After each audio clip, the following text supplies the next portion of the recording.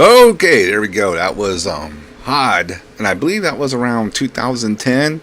Fucking opening for Destroyer 666 in Houston, Texas. A fucking believe a Cardo show, right? Last Nightmare. Fucking that was the original lineup too. With so it had me on guitar, Jorn Haga on the other guitar, Dennis Sanders on drums, Derek Rivers, who unfortunately passed away to cancer years ago. Shout out to this is also for Derek too, man. Do it for Derek. Spurs fans will get that fucking one, and obviously fucking Lord fucking Vladimir. He never said Lord, but fuck it. He was the king, rocking it that night. So yeah, man. Unfortunately, my buddy and bandmate, but more than bandmate, we were actually friends. Some bandmates, they're just bandmates. They're not friends with the motherfucker. Yeah, Derek was a cool dude, man. Derek unfortunately had to leave the band because we didn't know his situation. He didn't know his situation. And goddamn, I'll go into this, dude. Hod is the band where I learned to fucking really like what it's like to go fucking play a lot. I mean, some bands, Weekend Warriors and all that shit, and that's cool. I mean, pretty much what I'm doing now. But in Hod, played a lot of fucking shows all over the fucking states. Went up in Canada, played up there. Did a lot of shit, a lot of hell, and then short little runs like with Abysmal Lord. We did like a week tour with them cats when they were first just starting out, so that was fun. And then just almost every state in the union I think we played. Maybe just a couple we didn't, but Jesus, played a lot of fucking places. What else do I got for you? Let me show this video. So I mean, there's a big difference from Weekend Warriors, especially if you like when we went to Marduk, we actually got to go on the tour bus with them. So that was a nice little thing compared to being in the van driving on the tour bus. Look at us. And then when that tour was over, we had to drive back on from where was that? Pennsylvania, with some shows booked on the way. It was back to reality. Small fucking turnouts, small little places, but fuck it, all bands do that shit. And it's a good experience if you're really wanting to do this shit, just go out and fucking do it. Because the Weekend Warrior stuff, it's cool, but can't really, to me, going out weeks at a time, that's where it's at, dude. That's where, you cut your teeth, you really fucking learn what it's like. And you get new respect for bands who fucking do it all the time. Fucking, they're fucking out there, and I would never want to do it with anybody other than Bear, because Bear was a character. Sometimes, he would funniest fucking dude you can be around. Sometimes he'd be the biggest asshole to be around too, but it was always fucking an experience. You can't deny that. So let me find some more stuff to show here that I pulled up, getting the files here. Let me find this one. There should be more than this. I downloaded quite a bit of shit here. Let me get into another program real quick. Let me. It might have went under a different name.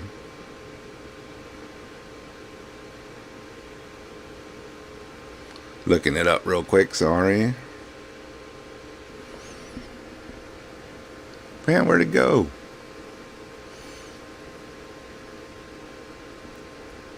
I wanted to show you guys this shit. Well, you know what? Worst case scenario, I will just fucking stream it from YouTube itself. We can do that shit too. We have the technology. Hey, what's up, Ben? Thanks for pulling in. Alrighty, let me see. Might just be easier to do it this way anyway. I'm not having to look through all these files. We did an interview at the local college station once. And of course, you know who fucking took over on that. Well, he was the front man, so it does make sense for him to be the big kahuna in the interview. So let me pull this up for you guys. I will get this set up. Yes, we want to share the audio. Select it. And here it is. I'm going to play this interview from KSYM. This is about from 11 years ago. So let's check this out. First place, it only makes sense for him to be there. Here we go. Don't laugh at the background music. Right now, here at the KSYM student studios, it's presently 9:08 p.m. and 91 degrees outside. Tonight is going to be isolated showers with partly cloudy with a low around 77 and east winds 5 to 15 miles an hour. Tomorrow we're going to have isolated showers before 8 a.m., then a slight chance of showers and thunderstorms after 2. Mostly sunny and hot with a high near 97. And south winds 5 miles an hour becoming calm. All right, tomorrow night we got a 20% chance of showers and thunderstorms, partly cloudy with a low around 77. And south to southeast winds 5 miles an hour. All right, all of us here at Alamo Community Colleges would like to remind all students to be safe while walking on campus, through campus parking lots, and students should be aware of their surroundings. At night, use the buddy system when walking to your car. Students who are alone and need an escort to their vehicle can call campus police at 485-0099. All right, here in the KSYM studios, I have Hod with me, and actually only these two mics are going to be working right now. I should have checked that before we got on air. My bad, guy. But you can huddle close, you know. I'm not getting that close to beer. Y'all are buddies, right? Go get some sandwiches, buddy. How y'all guys doing this evening? All right. All right, y'all want to take a quick minute and introduce yourselves so people aren't blindly listening to voices? All right, well, the ugly guy to the left of me is Trans Am. He plays bass. The uglier guy behind him is Danny Blackwolf. He plays guitar. And the even uglier guy to the right of Danny Blackwolf is Dell. Almost dropped All right. F-bomb there. That's Dell, the entity. He likes to molest breast and invisibility. And to the right of me is Carl Nickrun on guitars. I'm Aka Beer Reebs. I do vocals. Awesome. I get drunk and yell at you. At me? No, well, in a few Anyone in minutes. his vicinity. Anyone, yeah. Awesome. So your band is Hod, right? Correct. All right. And for those who aren't familiar with you, do you do all genres of music? You want to let us know what we're going to be listening to? What kind of music? You're going to listen to a genre of metal that starts with an F and ends with an apostrophe. And it's going to kick all types of body parts I'm not allowed to say on the air. Awesome. Yes, it is. I would say. All right. So how did y'all guys, how long have y'all been playing together? The first official full group gathering of the original lineup was in February of 2007. Yeah. For those of you who can't do math, that's 6 years ago. I can normally do math. Carl had got together with the other original guitarist at the time, and they decided that they had some riffs and songs put together. They wanted to try to put together a band, and they individually contacted myself, thinking I would fit the job properly, and the other guitar player contacted the original drummer, thinking that, this guy had the talent and he wasn't doing anything, so why the hell not? And I happened to be living with the original bass player at the time. Package deal. Yeah, it was a package deal. Everything kind of came together, and that was that. Beers were had, shots were taken, metal was made. Oh. And many years later, and now you're on live on lineup KSM. changes later, we are where we're at. Awesome. So for those out there that haven't heard y'all, where can they find your music if they do like what they hear? We had a full-length release in 2009 on Ibex Moon Records called Serpent, which you can still find. Some copies through some distros, some stores may not have them independently. We have them at Hogwild Records here in town. If you need some, one of the last few stores that actually has copies of that is out of print, so whatever's out there is out there. We have a Bandcamp that also has our stuff. All the available stuff's for on the download, Bandcamp. Yeah. All the stuff's on Bandcamp. We have some songs on you can contact Oshuaria Industries out of Houston, which has 3 exclusive songs on a compilation that we did for those guys. Limb Splitter 2 comp. Limb Splitter 2 comp. Limb With some other Splitter 2 comp. Texas bands, and then one band Sounds out of cool. Virginia, some friends of ours, Lacusta. And the CD demos of for the stuff off the new album, those are almost gone. But Almost gone. Do I get almost one? gone. They were limited to 100, and we got a handful left. But we do have the cassette version of it, limited to 125 copies that will be available cassette. starting the 24th at our show, and then be available for National Cassette Day, Saturday, September 7th. Awesome. I love cassettes. Yeah, cassettes are good. Yeah. They're even cheaper than vinyl. You can, yeah, they are. Yeah. So, I can buy anything for a quarter. Really. yeah, I've got a couple things for a quarter I wouldn't mind returning. Oh. Well. That's a whole nother story. All right. All right, guys. So, do y'all strictly do metal? Are there any other Yes. genres you dabble Yes, we strictly do metal. in? No other genres? Occasionally a girl slips in here or there, but strictly we do metal. All right. All right. Do you only listen I was to allowed metal? to say that, right? Yes. All right, because I already did. Do y'all listen to anything other than metal? Oh yeah. Hardcore. Yeah, a little bit. Long answer, yes. Short answer, yes. All right. There's nothing more to that question. All right, guys. So how long have you been doing metal? How long have you been making music? Well, Individually, obviously, I guess is what you're asking, since we kind of Yeah, covered this individually, with that's the right. 2007 Yeah. answer. yeah, when before. It's been about, I mean, for the band, I mean, obviously. No, not when- the band. Like, oh. how long have you personally been making music? Live, I mean, live I've been doing it right around 20 years. 20 For me years. That's a personally, long time. 20 years over. Yeah, me, Carl. everybody's So pretty much do- nodding. Do you see Can you hear the yourself? rocks in our brains, eh? Can you see Our yourself beers are doing getting anything head. It's else? shaking around here so much. What? Can you? Do you ever see yourself doing anything other than this? Like other than Only making when I'm in the music? mirror. Only in the mirror. All right. Occasionally, I've been known to time travel. I wake up in the most bizarre places. I really do. All right. Carl has to save me. Gotta go. And if it's another galaxy, then it's Danny. He's usually the closest one to me when that happens. Oh my goodness. All right. All right, guys. Final Yeah, little Dale's got a question. taser. Who Okay. writes the music? Do you all collectively write your music? I've been writing it all lately. All of it? Yeah. So you're like the mastermind. I, behind as in the Carl. Carl's Yeah. been writing. Well, mastermind. with all the lineup changes and everything that we've had, it's been down. I mean, Carl and I are the last two original members from the original lineup.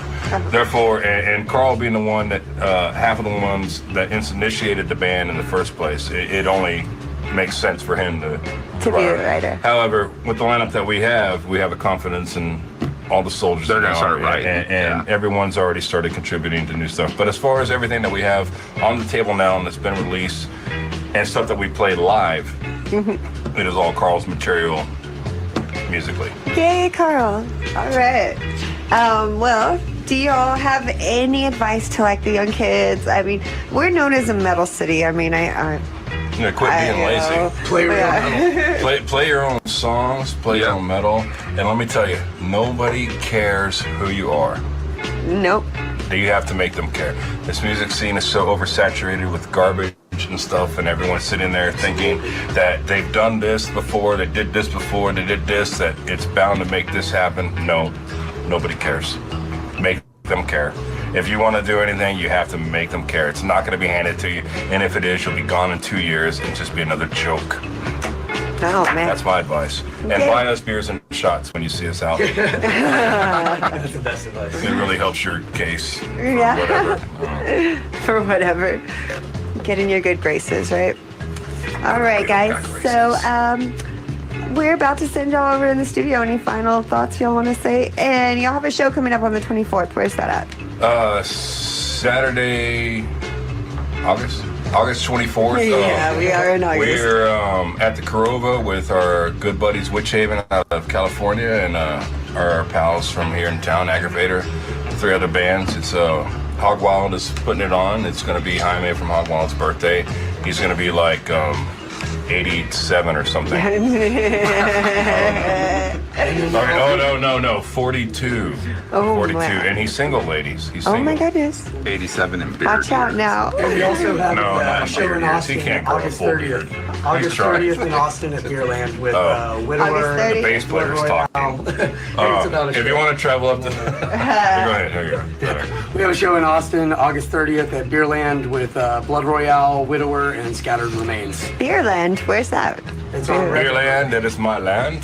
Beerland. It's on 6th Street. It's at, on, I've never been to Sixth River. Beerland. No, I mean, it's on Red River, not 6th Street. Sorry. Oh. It's on Red River. It's Awesome. on Red River and 7th. Might Yeah, have to go it's- check that out. You should have to come check it out. Yeah. All right, guys. So we're gonna get you all over in the studio. You ever notice it makes that sound instead of the normal tap? Yeah. All right. This is live on KSYM, and I'm Lisa Lev. We'll be back in just a few moments.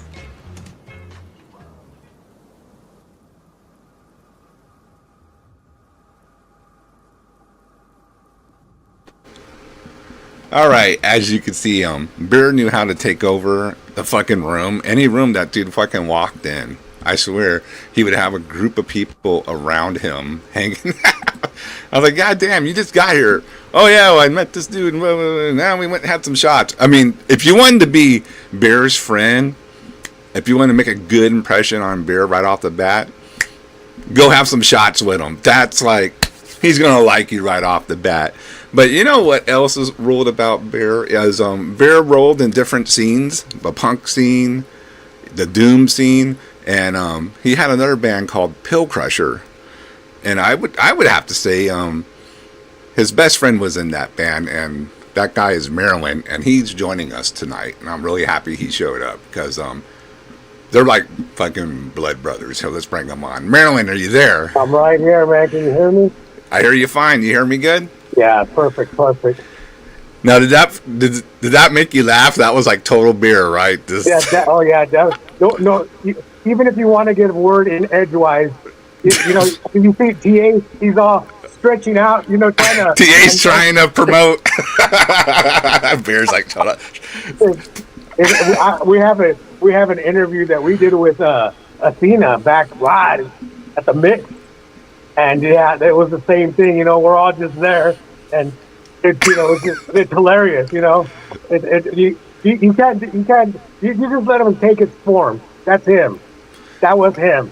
You couldn't say it better than he could, so might as well just shut up and have a beer. Yeah. Have a beer with beer. He was meant to be the front man of any band he fronted. I mean, right? I mean, that's where he shined, dude. I mean, exactly. When I saw him fronting you guys, and I was like, getting Hod together, and I was like, dude, I could see this dude working out, for Hod. Just, I don't know, it just felt like it would, so I hit him up, I didn't even really know him then, that well, just from Hog Wild a couple times, and he was like, yeah, I'll check it out, cool, and look what happened, that's what fell into it, Yeah, off we went. The good thing about that though is like, it was a no-brainer. So you didn't have if you were in a band with Beer, all you had to worry about was yourself. Pretty much. To get there, know your parts and learn how to play everything that you've been doing and this and that. And and it was funny because like Hod, Pill Crusher, many personnel changes, and I always remember like no matter who was in the band, we'd hit the stage. And then they say, all right, guys, you know how they go. All right, guys, after this song, y'all start. Okay, cool. And then somebody would tell me, well, where's Beer? I go, don't worry about it. Well, we're supposed to play like in a minute. Don't worry about it. Just start. And sure as it, we would maybe barely hit that first chord. Bam, he's on stage with a beer and a shot in his hand, ready to go.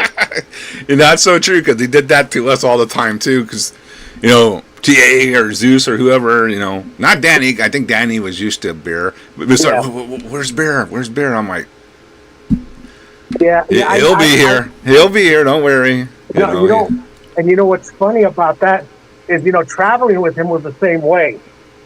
if we needed to do something or go somewhere, and then we had a pit stop somewhere, you know, don't worry, he's coming. Don't worry, but we gotta go. Don't, you know? You know, and I used to love to go on tour with Hod, with y'all. Yeah, I was gonna bring that up. Yep. It was so funny. It was a vacation, you know. Yeah. And it was just so funny, you know. As TA and Dell, they would always, where is he? Where do you go? No, we're supposed to. And don't worry about it, man. Yeah. He magically it would appear. I'm here. Stop being pussies. Yeah. I remember one time in he got. I might have told the story on the channel before, but when Hod was on tour with Marduk, he left. Off he went on an adventure with a female. We'll just say that, right? And the tour manager was panicking. He's like, "Where's beer?" And he called them, and he answered, right? And he's like, "Yeah, I'm on the way back." And remember the whole story with the taxi driver didn't. He was telling him the name of the club, Reggie's. Let's go to Reggie's Rock Club. And he was all, I need the address. He's like, you fucking idiot. Just put in Reggie's. You can hear it going on, right? And we're all laughing because I can see Bear just like, oh, you fucking idiot. Just put in Reggie. And he finally showed up, you know. And the tour manager, asked Bear, well, did you fuck her? And Bear goes, right in the butt. Right in the butt. Yeah, that was that. And then the tour manager was like, he goes, don't tell anyone, but actually, bus call, I just push it up an hour just so shit like this, if this happens, we're okay. And I was like, oh, okay. That was also, dude, the same tour. Bear got fucked up in Cleveland. And I saw it coming. We played, right? On the bus, right? Not only did he throw up on the bus, he threw up in the tour manager's bunker. He got in the wrong bunker and threw up. That's right. He called me and he goes, dude, you won't believe what happened. And I go, no, I'll believe it. Just tell me what happened. And it was me. Who was it? Me, TA, and I think Dennis were trying to fucking clean it up, and I think. Well, what we did is we just took beer sheets and threw them on that dude's bed. And Bear was all fucked up. He's like, why won't you guys let me sleep, man? Stop trying to move me. Like, Bear, get up. He's a big guy. Right? Get up, dude. Move over here. And he's like, oh, go away, man. I'm trying to, Carl, please. I mean, it's funny now. It's time. We were like stressing out because that tour manager was kind of a dick. It turned out, he was a kind of a dick. So, yeah, that was fun. But the tour itself was great. Let me see if I can show something here. Boop, boop, boo. Now, that Marduk tour was pretty early in the good old Hod career, but it was a good time, Yeah. I think I could just do it this way, Marilyn. Let's see. Maybe this will work.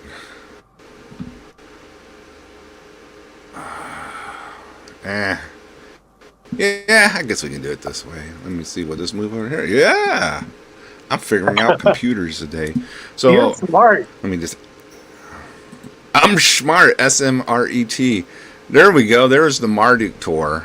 So the actual flyer for that, we did Marduk tour 2011, Oranor, Black Anvil, Panzerfaust, and Hod, and we played in.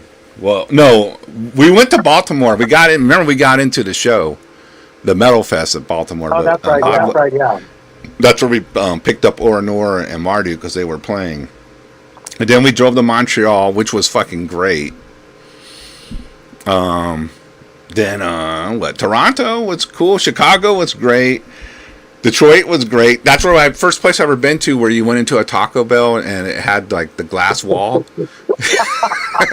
I was like, what? And it's like, yeah, I guess that's how it is in Detroit. Yeah, you got to no fucking contact glass wall, put the money in the little sliding box. And then we did Cleveland. That's where he got fucked up. And then he had to play with a super hangover in Brooklyn. You wouldn't have known he was hungover so fucking bad in Brooklyn, dude. He had to power through that show, Brooklyn, New York. Yep. I had to take him to some diner and buy him a fucking sandwich and water, and I'd drink water, try to fucking, because you got to play tonight no matter what, dude. We're not playing New York, so yeah, that was a good time right there, Maryland. I remember, if Bill Crusher wasn't doing anything, other bands, I would invite myself on your tours. Oh yeah. I go, oh, y'all are leaving, huh? You got a merch, bitch? That was kind of the deal, right? You would get to ride along if if you want to do merch. No one wanted to do merch. Let's be honest. But you know what's so funny? And he would get so mad at me because y'all would have the shirts just all they weren't folded or anything. They were just all together. So I would go to. You know how everybody the night before would go to Beer's house or whatever, get their shit ready. Yeah. I would go over and I would roll everything up. And he goes, why are you rolling them up, man? I go, it's easy. If I'm doing merch, I'm doing it my way. So me and him would have like a 30-minute argument about merch. And I go, you know what? Just because you're a singer, you ain't got nothing to do. Go do something else. Beer I love Beer because he could sell merch. The only thing was it was hard for him to keep track of the merch money because it'd keep falling off his fucking, because he'd be drunk, fucked up at the end of the night. Like, you find $5 bills around the merch table. I'm like, God damn it. I forget, were we in, I think we were in Indianapolis one time. And I was doing the merch and I was like, fuck, I saw a couple of people I knew, his sister, Angela. Angie. And we're spilling the dirt. Don't. I'm glad you could join us, Angie. Oh, you know what? I need to say something. I pinned at the top of the chat for the GoFundMe. So if anybody, don't do super chats tonight on my channel. Go to that pinned comment at the top of the chat. If you want to donate any money, donate to that, because that's for Beer's family to, final expenses. Come down here, because one of the big reasons I wanted to do this show tonight was to make sure more people knew about the GoFundMe and all that, because they're gonna do in early May, I believe, the celebration of his, right? I think they're shooting for May 4th. May 4th. They're still looking for a venue, or a place to have it and stuff. But May 4th is tentatively. Okay, so it helped cover the family's expenses of traveling, getting here, and all that. It's not cheap, you all know how it is now. They're all over, so we need to get them all together. We all need to get together and have a good little celebration and spin some yarns, as they say. Yep, and then we get to hear some of the Bear probably never want us to know. All right, now continue your story, if you remember. We were in Indianapolis, and I was all set up, and I forget. Like I said, I was doing the merch, and it was going real smooth. And and I was, I get the money, I have the pouch and stuff like that. And usually, y'all had a shitload of merch. So at the end of the night, I'd always have like about maybe $600 to $700 worth of just merch. And and at that time we weren't doing like Square or anything like that. It probably could have been more, but either way. So I'm like, all right, I'm gonna start getting drunk. And you came up to me and go, hey, they paid us here, and it was like, I don't know, like $700. And I got like $1,600 on me, dude. And he goes, and you told me you're the responsible one, and walked away. And then Beer comes up to me and says, hey, they gave me this money because of something or whatever. And I said, okay. I don't know why you giving it to me, because you're the responsible one. I didn't know it. We didn't want to be responsible. I was like, fuck. But that's how it rolled. Yes, you're the responsible one. I don't know what to do with this. I go, well, I'm gonna get drunk with clutching the money just like this. So, that's right. We had that little box, right? That little money box, and we'd lock it up and. Yep. Man, I was always so nervous by the end of the night. Like, where is it? There it is. Where is it? There it is. And then we get on the bus, and I'm like, here, got it. Who's gonna take it? Then I guess you or Beer would take it or whatever. And I'm like, okay, I'm out of it. And I'm out of it for tomorrow night. But those were the best, though. Going on tour, making fun of the guys, just cracking up. Remember when? I think you were with us when we started playing Steel Panther, me and Bear, and I think Danny was sleeping, and he just wakes up out of nowhere and goes, "Are we fucking listening to glam metal?" We're like, "Yeah, we are, dude." And he's like, "I was dreaming that shit." and he finally listened to the lyrics, like, "Oh, okay, I see why." Or remember, me and Bear used to like to do this one to everyone too. It'd be like 3 or 4 in the morning driving overnight or whatever, and Bear would pull out the Ghostbusters cassette, and he'd smile, and I go, "Do it," and he would turn it up all loud. The fucking Ghostbusters soundtrack from like fucking an hour on the road. Fucking they'll be acting like it didn't bother them, but you knew it fucking did, man. No, you know what was funny too is like if whoever was driving, they took care of the stereo. That was them. Yeah. Okay. Shit, my phone's falling. Anyway, so if you, me, or TA were driving, then we started. Remember, we were starting to get to like LA Guns and all the glam rock. And, hey, remember this song? And the rest of the guys. Well, if you want to drive, if you want to, Lord, don't let him drive. Bear couldn't drive from the first part, right? Because his license was always suspended or something was going on, and. Yeah, but then the second half, I would say, of the band, he drove a lot because he said, "I like driving," so he would drive. It was crazy because at first he couldn't drive. Hell, remember when we went on? Who did we go on tour with? Where he wasn't even supposed to leave the fucking county. He was on probation. Oh shit! Which time was that? I think that was Abysmal Lord. The little week run we did with them guys. And remember we had to play that house show. Were you with us on that one? Not on that one. Okay. Yeah, and we had to play a house show, and Bear specifically said, "No house shows, please," because he didn't want cops showing up for the tour, and they booked the show at, I think Hell's Headbangers, Ohio. Booked it in, and so yeah, we had we played like the most angriest set because we had to play first. We had to fucking get up and leave. And then when we were driving, this is funny. We Bear got a text and he got confused and he thought it was McEntee, but it was Tom from Cardiac Arrest, and they were at that big horror convention up there in Ohio, right? Big horror convention. Yeah. I forget what they call it. And he's like, "Hey, McEntee wants." He goes, "That's right." Tom said, "Hey, I'm here with Jill. You guys want to come by? Because you'll probably be driving by this." And he thought it was McEntee, and it was Tom and Jill from Cardiac Arrest. And remember, Jill was going through her stuff, and we thought, "Oh, we better swing by, because." And we get there, and we're looking, and then Tom goes, "Hey," and then the other, his wife came up, his Jill, and me and Barry go, "Oh, ah."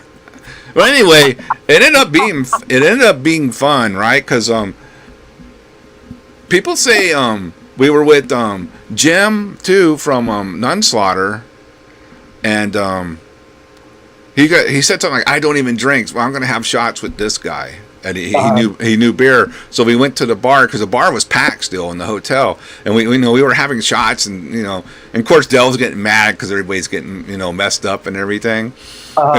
And then like fuck, we're gonna go now, Dell, and Dell's probably thinking, well, that means I'm gonna have to fucking drive, right? But pump the brakes. This happens next. I hear my name, Lord Necron, Carl.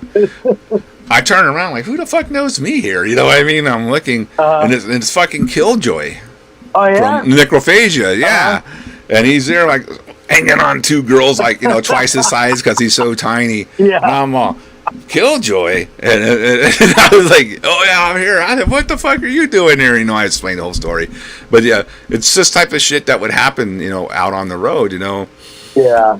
Hey, do you remember the time when you were with us at the time, right? When Dell went vamoose to everyone. Was okay. Was it Tampa? It was in Florida. I think we were in Miami. It was after we played with Cult of Azazel. Yeah. That was Miami was the festival though. Yes. And then the next day was what was it, the copper bucket or Oh, you're right. The We had to brass- go to we had the Brass Mug in Brass Tampa, Mug. the And it Death was- Metal Club. Yeah. Right, it was a Sunday, and so we get there, and that's when all the Pantera controversy was going on. Yeah, we were gonna get shot and, and stabbed so- and all these things. And of course nothing fucking happened. Everybody's stupid and pussy. Anyway, and so we got to the club. I set up the merch and stuff like that, and they had the jukebox going, and then I don't know who, but somebody played Cowboys from Hell, and the manager ran up to the machine and like skipped the song, and he comes up to me and goes, "Hey man, I'm really sorry about that." And Beer's looking at me like, "What the fuck?" Right? And he's laughing, and I'm like, "Don't worry about it, dude. It's no big deal. It's no big deal." So there weren't a whole lot of people, but it was a badass venue, badass show. We fucking kicked ass on fucking merch, got paid, and then remember the band and some other guys there. We went through 3 bottles of Jim Beam because the manager kept on busting it out. The manager liked the band, so yeah, he was partying with us. Yeah, I remember that. Yeah. And Dell was there loading the van up with his stuff, and we were at the bar. And it's right, like what? It's already after 2, right? At this time, it's pretty late. Yeah. And then from the back door, Dell, I don't know if he whistles. He goes, let's go. He did whistle. He whistled and went. And Beer's like, the fuck you waving at? And everybody laughed, dude. Remember, we all just started laughing. Oh, Dell, you're funny. Oh, dude, that was fucking hilarious. That poor Dell, he always had. Yeah, when we had to go into Canada, let me tell you, he couldn't. They weren't going to let him in Canada. We got to the border. That's right. Yeah. And so we had to. Yeah, I think he had to pay like $260, so it's $300 to get into Canada. And he had to buy temporary Canadian citizenship to get into the country. And he kept saying that. Well, I'm a Canadian now. I'm a Canadian. Maybe I'll just stay here. I'm a Canadian because I think he had the legal troubles back home. Yeah. So yeah, that's why he has that. Yeah, we had to get passports and it was funny. It was him, Morgan, and Daniel were the ones they all pulled aside. I guess they all have. Those are the 2 guys from Marty.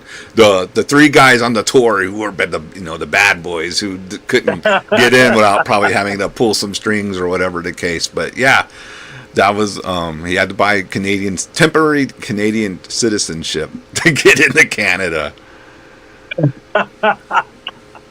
Fucking Beer. Oh, dude.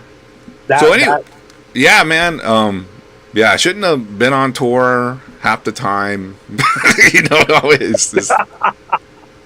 And you know what's funny? It's like you were saying earlier about playing a lot, I mean, Pill Crusher did a lot of playing too, man. Yep. We played a lot. Y'all played a lot.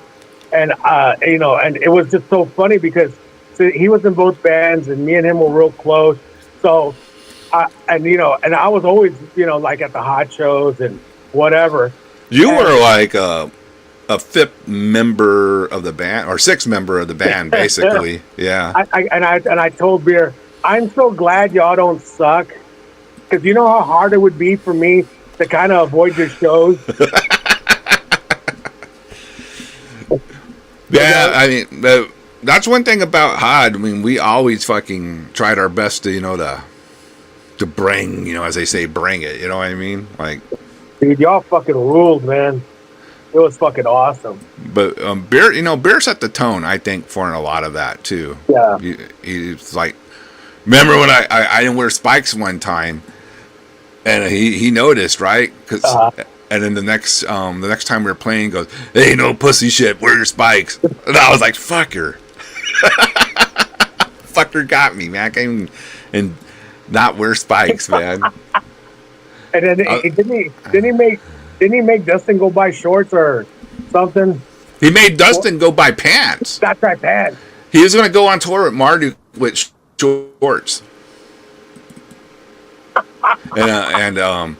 Bear was like, "Fuck are you doing? You're not going on tour with shorts, bro." He made him go to Walmart. Yeah, he had to go buy some fatigues. Oh, dude. I'm pissed off. He's like, where are you going? I'm fucking Walmart. Get the fucking charger. Like, okay, dude. It was more like this. Wah, wah, I had to go get some. Oh, shit. So, hey, look at this blast from the past. I found this. Remember we used to wear the fucking the corpse paint? Yeah, that was like one of our first promo shots. That's awesome, man. We got Derek and Dennis, Bear, me, Yorn, all in there fucking.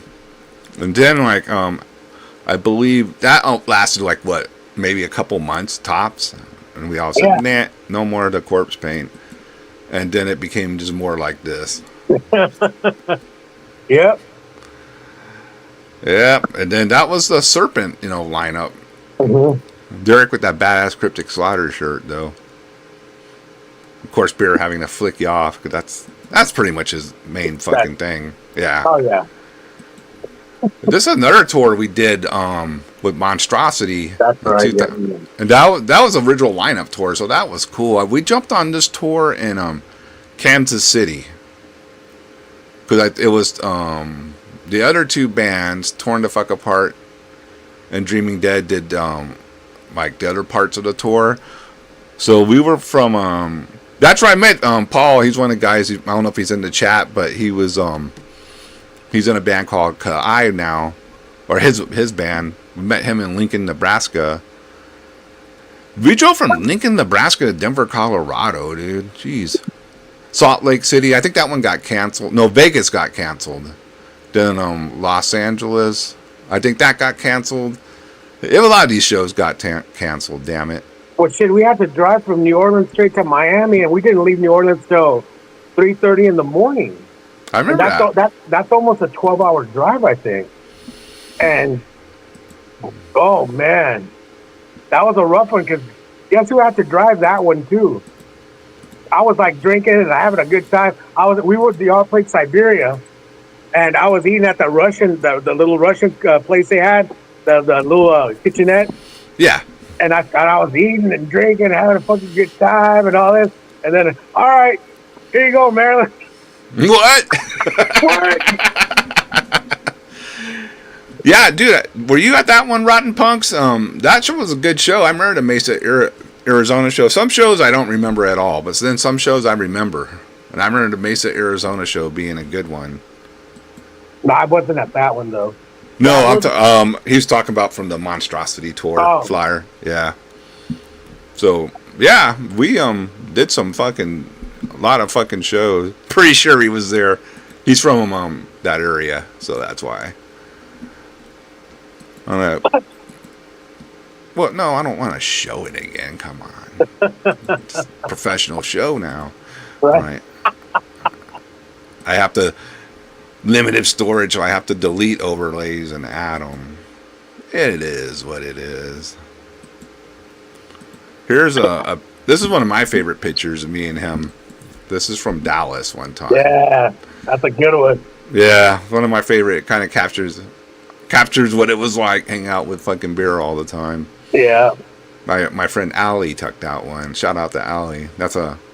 I might get that one, framed or something. I really like that one. Good time. What was funny? Wow. After Phil Crusher would do all these shows and stuff like that, and then after a while, we always lived up to the name of little Phil Crusher there, and I would I'd take the stage, and then Beer would get on stage, and he'd pop a pill, and he would come to me, and he would open his mouth. So I opened my mouth, and he would throw a pill in my mouth and he'd give me his beer, get a swig. I never knew what it was until I took it. And somebody told me, "What do y'all take?" And I go, "I don't know." And he goes, "What do you mean you don't know? You just let Beer give you a fucking pill?" I go, yeah. I trust that motherfucker with my life. I know he's not going to do me wrong. And we always had a good time. Sometimes the show was slow, and sometimes the show was a little fast, but it was all right all the time. Exactly.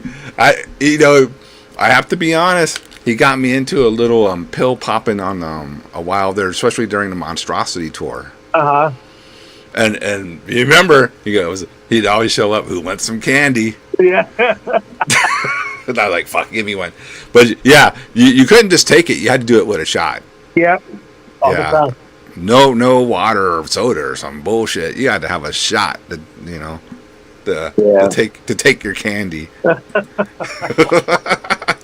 But now I wonder too how I slept so comfortably in that fucking Honda Passport. Oh, I was on, Vicodin, Xanax, and all this shit. I wake up in these weird positions, and I'm like, well, shit, I still feel pretty good, man. I was like, yeah, you're high as fuck, you idiot. That's You're why. right. Well, that's how I started smoking dope, too. Well, again, I had stopped, but I would go with y'all, and I go, we're not going to be to the venue till like 8 more hours or something. And then there they were. There was like, beer and a couple of guys smoking, and they'd go, well, you ain't got nothing to do. And I'm like, you know what? Fuck it. Yeah. He used to get so fucking happy if I smoked out. Uh-huh. He was like, I love when Carl gets high. You feel like he accomplished something. Because, I don't really smoke. I will, but you know what I mean. I don't. Yeah. Not like that. And I always tell him, well, I'm a bad stoner, man. I get stoned, and then an hour later, I want to go to sleep. Yeah, I'm like, that's pretty much me too. So what he would do is he would get off of work like at 9 o'clock. In the past few years, he'd get off of work like about 9 o'clock, and he goes, hey, you want to have a good night's sleep? I'll be over there in 10 minutes. And then he'd come over here by about 10 o'clock, smoke me out. I'd go lay down, listen to the music. I'll be off to dreamland, man. Dude, that totally reminds me, we were in California. And remember when California was one of the earliest states to legalize? So we had a bunch of fucking pot, right? Whatever. But then we had to go to, I believe, to Arizona. It was on the Monstrosity tour. Yeah, because Derek was with us. And we all had to smoke. And Derek's like, I can't be smoking, but fuck it. And Derek started smoking. And the whole fucking, everyone was lit. But I still remember Derek sleeping with a smile, dude. Oh, yeah. He was like, and we're like, is he asleep? And Dennis watching Married with Children like at full volume and laughing, and we're like, Dennis, turn down the fucking TV, dude. What are you doing? Dennis is fucking having a good old time, all stoned and shit. Yeah, so we had to smoke all that fucking weed, and I think we were stoned like till like 2 o'clock the next day, dude. Even going to sleep, it was a lot of smoke. So. Couldn't take it across the border back then. I don't know about now. I'm sure it's fine in Arizona, but back then it wasn't. Yeah. Some good shit. Yeah, let me find another song for us to listen to. Let me clear this out. Let me find it. Do. Let me hide that. Okay, now I got to my shit. Oh, no. Give me a second. I'm old. Trying to find all these damn files. No items match. What are you talking about? Here we go. Find some more live Hod in the files here. I had everything set up, and then I went to delete files. And of course I deleted the file I had everything in, so I have to. I was like, God damn it! Like 5 minutes before the show, as usual, all type of shit going downhill. All right, I played that. Let's play this. This is When the Ghouls Feed. This is our last show in Houston ever. We didn't know that, but this was in 2022. Let's check this out.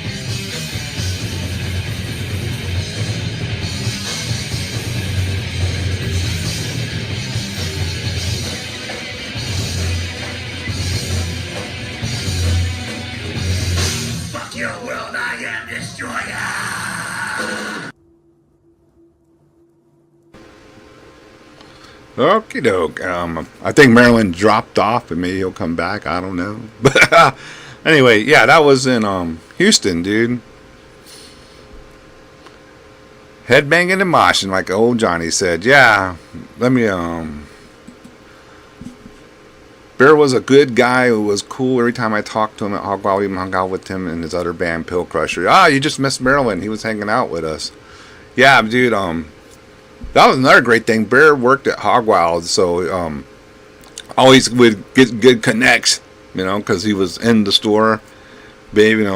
Basically, bam, right on the streets of the metal. Being able to promote the band, or finding out about shows or whatever, and we would try to get on him or whatever the case. But it was cool that he was at Hogwild to be able to kind of cross promote the band too.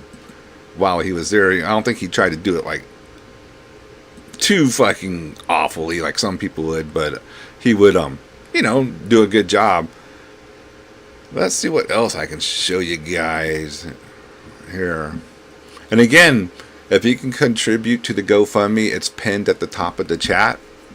It goes towards his family coming down on May 4th for his day of celebration, and to help cover expenses incurred. Final expenses aren't cheap, so that would be great.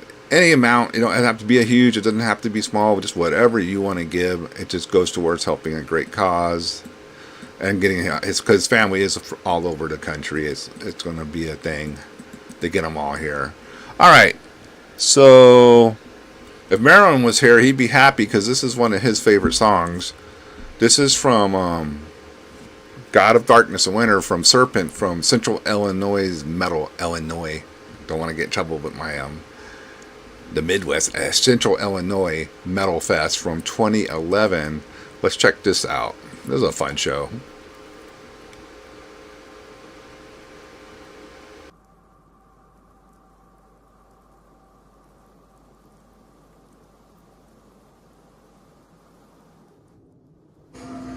About that bar staff. Alicia, Valerie, Katie, Kendra, Beth. I'll get you drunk and making you look better, and still looking better than you while doing it. Be sure to tip your bartenders. This next song requires headbanging, and it is on the album in the back. This is God of Darkness and Winter.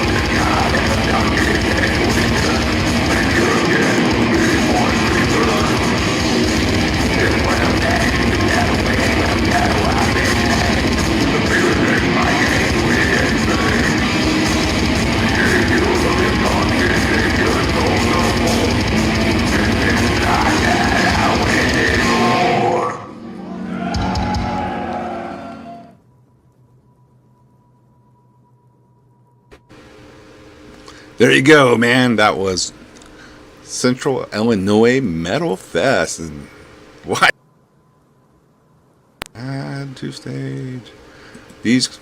Ugh, StreamYard. I don't know. Get in a headlock. Anyway, yeah, that was a killer show. Good time. A lot of fucking great band. Excuse me. Played on that one. You know, as wild as Bear was, man, like, he was probably the epitome of anyone I know that took the whole fucking rock and roll, you know, sex, drugs, rock and roll, you know, to the actually practice it the most out of anyone I've ever met. He was also a really fucking good friend, like a friend that he wouldn't fucking backstab you or whatever, you know. He would, if you were his friend, he would, you know, even when he would have friends who wouldn't get along with other friends, he wouldn't backstab either one of them. He would tell the other ones when they were right, when they were wrong. He had fucking good advice, very, very full of wisdom. It must have been all the Conan he read. He was loved Conan the Barbarian. I mean, he had the most Conan shit I've ever seen. Loved H.P. Lovecraft. His room filled with this all this stuff of Conan and H.P. Lovecraft. But then he was like, he'd crack me up because then he would say, "Hey man, that fucking Minion shit's funny. You ever watch the Minions with those little fucking looking, you know, whatever they are?" And I'm like, "Yeah, I seen that." He goes, "Yeah." So he would just have these fucking sides of him that cracked me up. He was not the stereotype that most people thought he was. He saw that coconut smuggler shit, huh? Yeah, he got you. Who said that? That was Shred, right? All right. Let's see what else we got here for you guys. I think I want to show this one. This was a cool one. It had if I can find it, it had TA popped up to play bass because Jake was playing bass for us at the time. Minions on. I'm sure he watched Minions on Shrooms. Bear let my old band stay at his place. We watched Fuchi's Conquest. See, was that Ritual Decay? Because I think I'm getting ready to show Seth from Ritual Decay came up on stage to sing. And hey, Justin, I saw you pop in. Justin let us stay at his fucking house when we were coming through in Chattanooga, Tennessee. I can never say that fucking town. I don't know, get sidetracked here. That was the first time I believe Matt from Abyssal Lord drunk a shit ton of whiskey because Grant said he don't drink whiskey like that, and he was drinking a lot of whiskey, and fucking Matt got trashed, and apparently he if you know Grant's fucking character from Abyssal and multiple other bands, and he was like going making faces, and Matt was going, "Look at Grant's face. Look at Grant's face. What the fuck is Grant's?" Grant, we making faces like, I don't know. I had to be there. Funny shit, man. Those guys are fucking great too. So let me find this one for you guys. This is from and I also had Zeus on guitar. Zeus became another. Yeah, Grant's legend, dude. Grant fucking rules. Let me find this one for you guys. Come on, computer. Get with it. Find some more Hod in the Hod files. This one had like almost everybody up on stage. Let me see. Why are they not fucking showing up? Weird. Hold on. Let me check this way.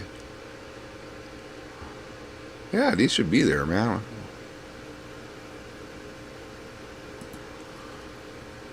Don't know why. I mean, not seeing them for whatever reason.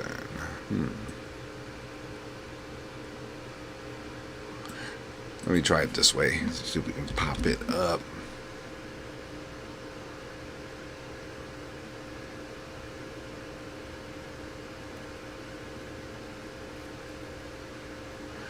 Sorry guys, it's a shit fucking pop up. I don't know why. It's not. It's the craziest thing. Maybe it's in the other one? Am I in the right one? Ah. Get out of there. Here we go. Here we go. Had to hop on over. Alright, let me find this one for you guys. No, not that. Not that. Yeah, here's When the Ghouls Feed at Winter Hell with Seth doing some backup vocals from Ritual Decay, TA on bass, Jake fucking doing backup vocals. It was a thing. Let's check it out.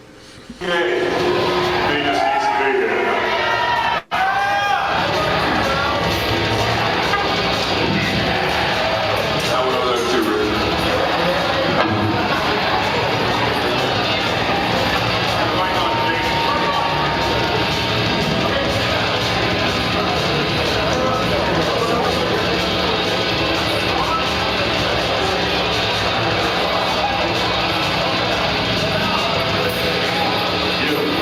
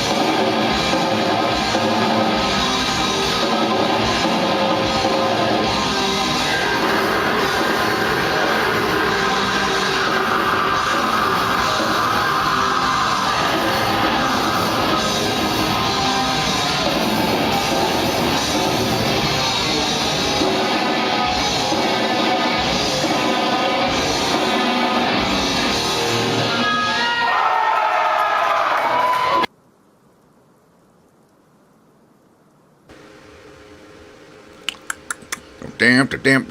When the ghouls feed, Maryland made it back. Yeah, Yeah.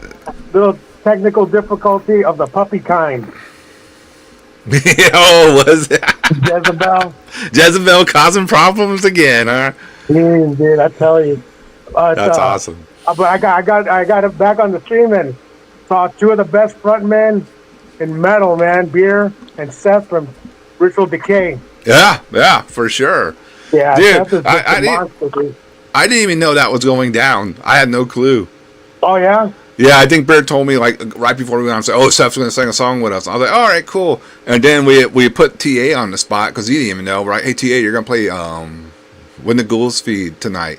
He's like, "Well, fuck, I haven't even played that song," because he already been in Goat Horror a while. We're like, well, just get up there and try to do the best you can. he did all right. Of course, he's panicking for nothing. Yeah. It's bass. I'm sorry. Just kidding. Maryland's a bass player. Oh. No, Maryland is a fucking great bass player. Let's put it out there, fellow. Maryland fucking good. Yeah. You stepped in it, Necron. But and then Jake, okay, but we didn't know Jake was going to do backing vocals, so we're just like, fuck it. It's a big party. It's a big party. Everybody fucking just jam out. Yeah, Seth did a great job. Yeah, definitely. Yeah. So that was a fun show. I think that was all Bear's ideal too, probably. Most likely. Yeah, he had it all planned out. Yeah. And before anyone could say no, he was like, right when you get on stage. Like, oh, why? I mean, I wouldn't have said no, but just like, oh, fuck it. All right, okay, cool. That's what they, Bear's like, I was telling everyone, Bear's like when you're like one of the best friends you could have, right? He'll have your fucking back. Once you become like a real friend of his, he becomes a real friend of you. He won't betray you like that or do you dirty like some of the people you thought you would never do. Bear's not like that. He really like is a friend. Yeah, definitely. But if you wanted to cross Bear, the same thing happened. He'll fucking be in it. He'll fucking have it out for you to the very end. Yeah, definitely. So he'll fucking, you're gonna have to bear that cross the rest of your days. Yeah. It's like fuck that. I remember one time he was playing with whatever the club was called. It had so many names. It was 1033. It was the Generator. It was the Green. Onion, It was this. It was that. It was the tattoo bar. I forgot Bishop had bought it and stuff. But Rancid was playing there one night, right? And so I went to go see him.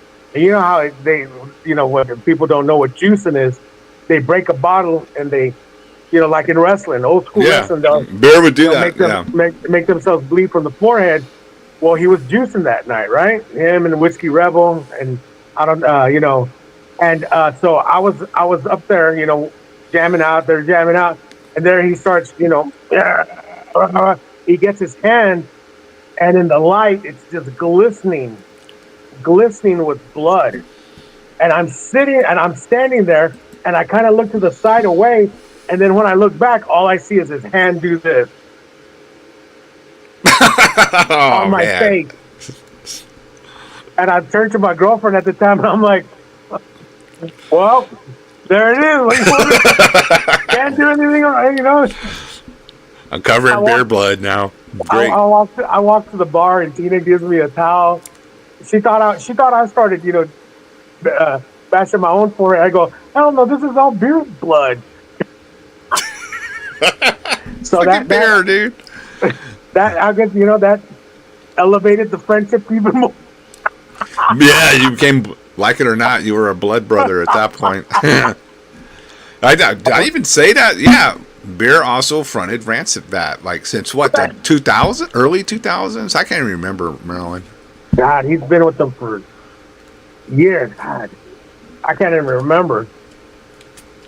But yeah, we fronted Rancid Vat, Texas Stud, as they called him, in Rancid Vat. So yeah, and then they did a couple of tours, and they burned down some cities in their time, definitely. Oh, for sure. I remember one time He was like, "Oh, my back's all sore," and I go, "Oh, what happened?" He goes, "Oh, did a show at Rancid Bat, jumped on a table full of nails." Or whatever, thumbtacks to do, wrestling. Yeah, and I was like, God damn it, Beer. He's like, oh, my back's sore. Yeah, I mean, because that's their love of his wrestling. We got to mention that he was a big wrestling guy. Yeah, he could go back for years and years and years to the beginnings of some of San Antonio's, classic wrestling, and he had a bunch of VHS tapes of old wrestling videos, interviews, documentaries. Yep.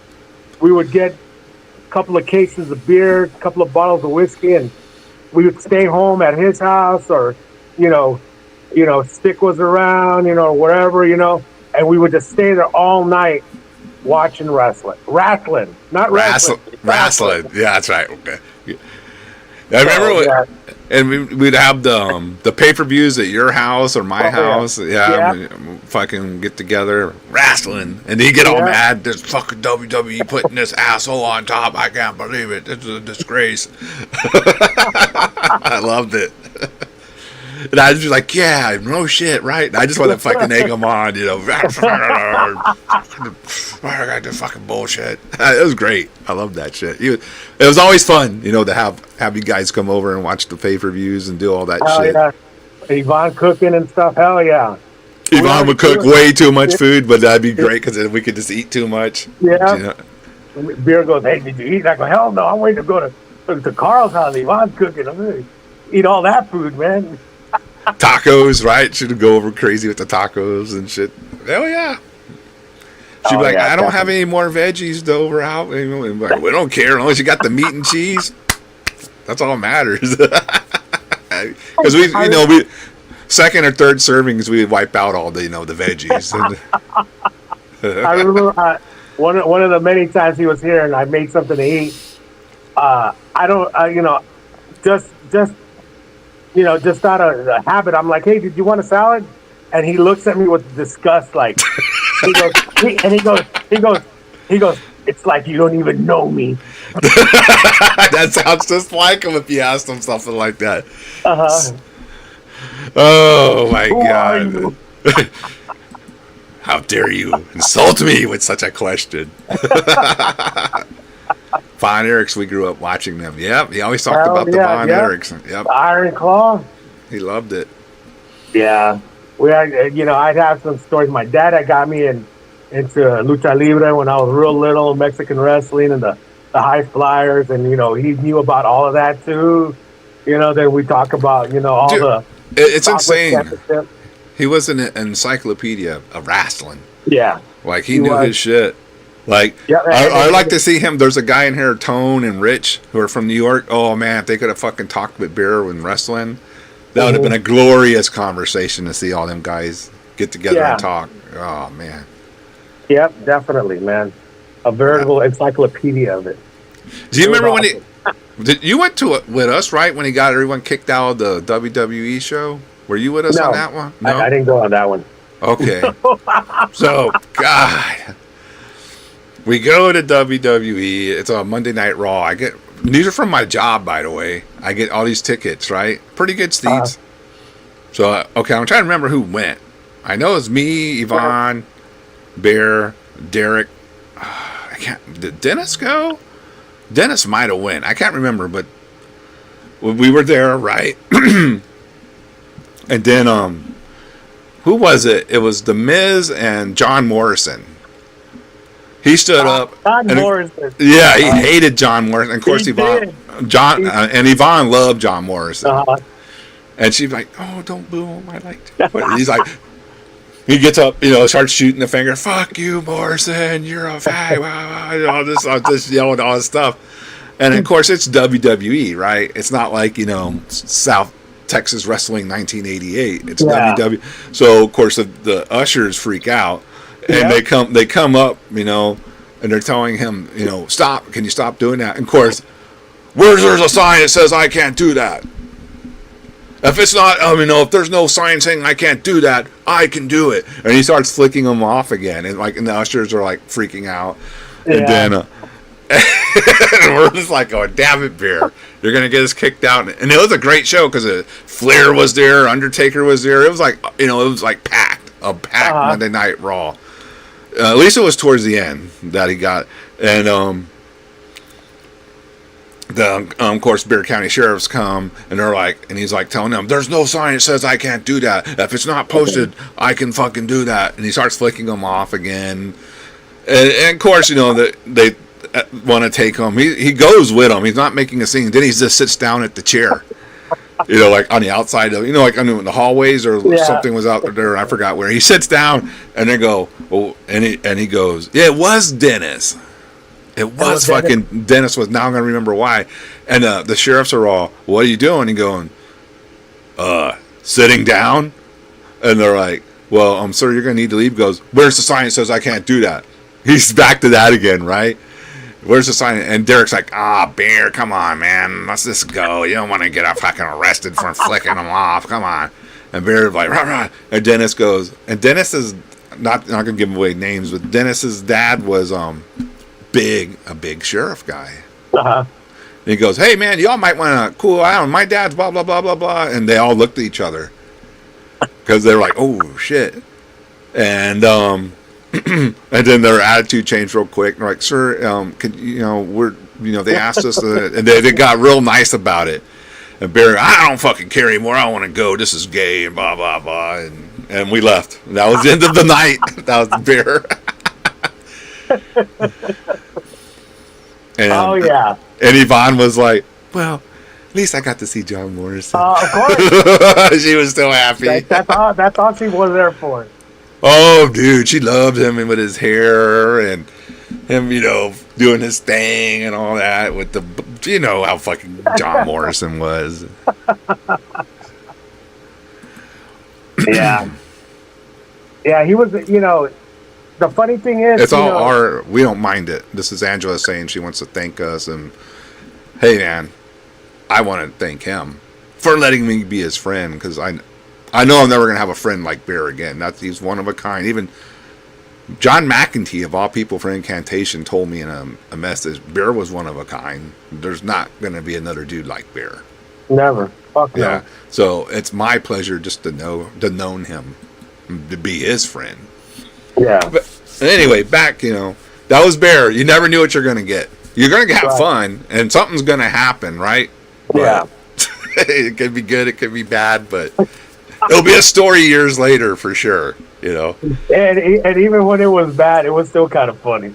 It was always funny because everybody kind of be like pissed off, like even in the band, he might have done something to be pissed off, but then someone would kind of like just go... Yeah, and it's so funny how it's unfortunate that people didn't realize how intelligent and quick-witted he was. We knew his wit and his humor, but dude, he was very intelligent, and that's what made it funny. Because no matter if he was drunk, high, sober, whatever, and he would argue the point, he would browbeat you. No matter what. Yeah. Even if he was wrong, at the end of the conversation, the other person would feel like they were wrong. They were like, well, he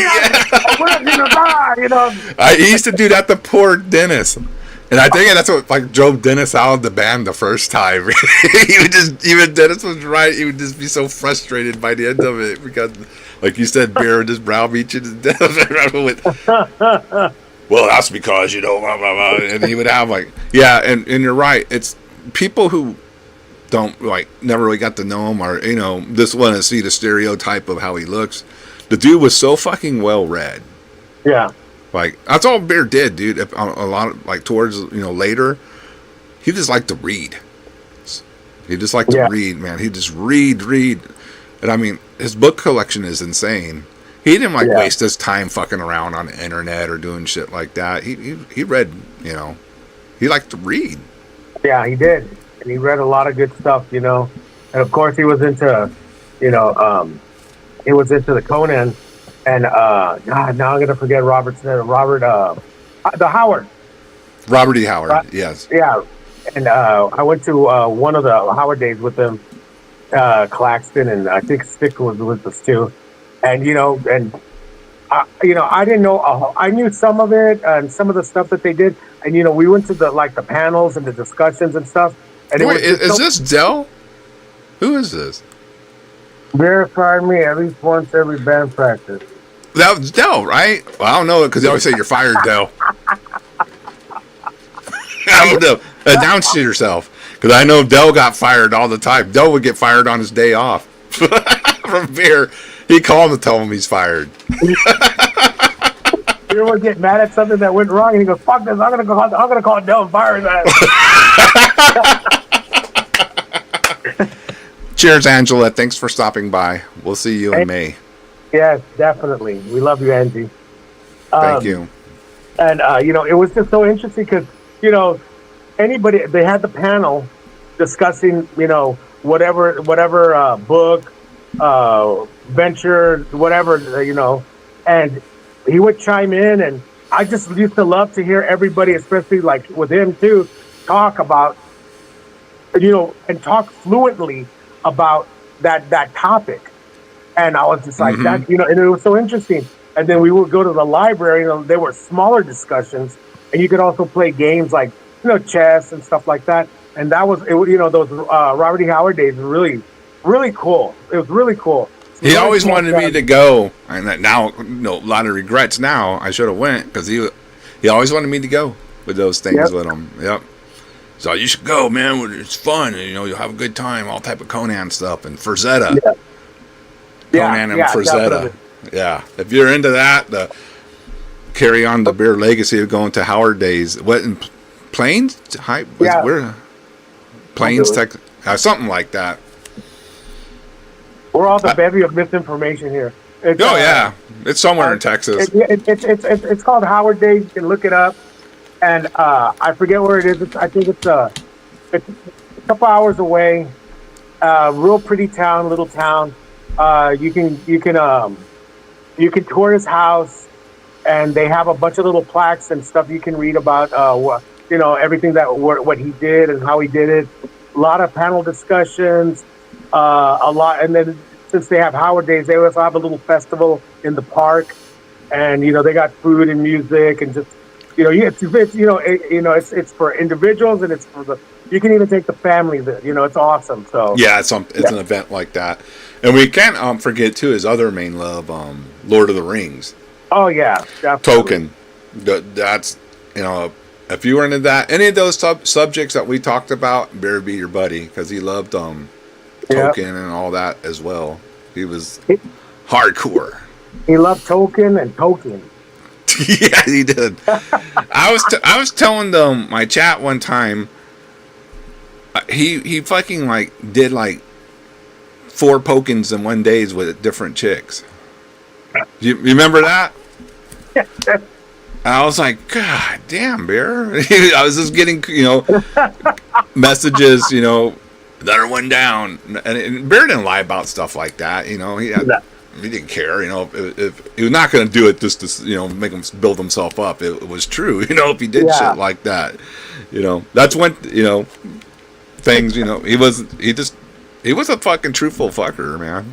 And I just remember that back in the heyday, I was like, 400, Jesus Christ, bro. No, okay, check this out. This may be a little too much info, but who gives a shit? All right. Dead. He's dead. So what? He's not going to get me. He's not going to get, he'll haunt us. That motherfucker will probably haunt me. But, you fucking told that story, asshole, huh, bro? All right, let's hear it. Him and Stick had a house on Weesat. And do you remember that house? It had a fort all the way around it. No, I don't think I went to that one. They had this. It had a big brick facade all the way around it. It looked like a fort. Anyway, so we're there hanging out on one afternoon, and I think we're probably drinking, of course, And this Stick comes by, and she has a 6-year-old son or something, 6 or 7-year-old son, right? And they're like, "Hey, is Beer here?" "Yeah, hey, Beer." This and that. So all of a sudden, her and Beer disappear to the back room, and me and Stick are watching TV, and her son's with us, like, "Hey, so how's it going?" Going all right. Oh, so there we are, babysitting some kid while Beer's trying to make another baby. Yeah, there you go. How nice is that? Oh, dude, Fucking it was, bear. it was so funny, dude. I was like, geez, how awkward for us. Yeah, like, I guess we're watching the kid while this goes down. Hopefully the kid didn't ask, "Where's mom? What you doing?" Well, sometimes adults have to, have private conversations. Yeah, they had, I don't know how you get out of that. I just remember him too. Like, he would tell us, "I took a fucking bullet for you guys. I took a fucking bullet for you guys. I'm getting us a hotel, but I'm taking a fucking bullet for you guys." Oh, okay. Do the math in your head, because I wouldn't even know these things. You know what I mean? Like, he's like, I got us a hotel, and I'm like, oh, all right, cool, wow, I didn't even know. And he's like, yeah, I took a fucking bullet. I was like, oh, okay, it must have been ugly, huh?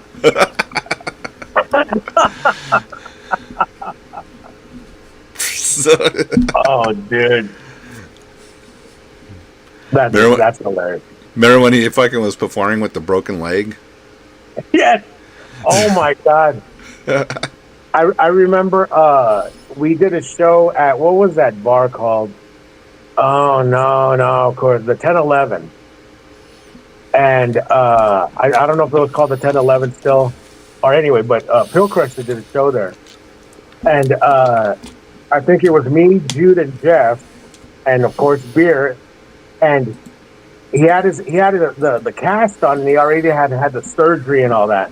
Yeah. So he was a little bit more mobile, but he really hadn't drank a lot of liquor or beer because he didn't have he was spending all his money on medical bills, so he didn't have a whole, and then he wasn't working, so he didn't have a whole lot of money for any extra shit. Sure. Yeah. So we got to the bar, and everybody's, hey, beer, good to see you. So what are they doing? They're buying him shots. Buying shots. Yep. And Omega, you know how small Omega is. You know Omega? Yeah, I remember Omega. Okay, she's a very small woman. She's up there in the front, and there's other people in the front, but she's up there like in the middle, right in front of Beer. And Beer's so drunk, he's kind of going side to side. And Jeff looks at me while he's playing guitar, and I'm like, it's all right, just he'll be all right. Whoa, sure as shit, I say that, he just starts falling forward, and Omega's trying to hold him up. Little Omega. It was hilarious. And then Jeff starts to take off his guitar, and I go, keep playing. And sure as shit, Jeff keeps playing, I keep playing. Beer makes it to the ground, and he just keeps singing on the ground.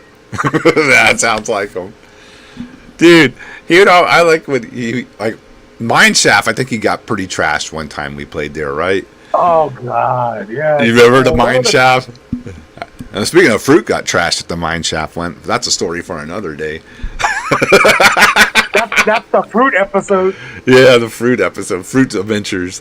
And he was, drunk, but like he was kind of just not incoherent, I'll just say, right? In between songs, like what?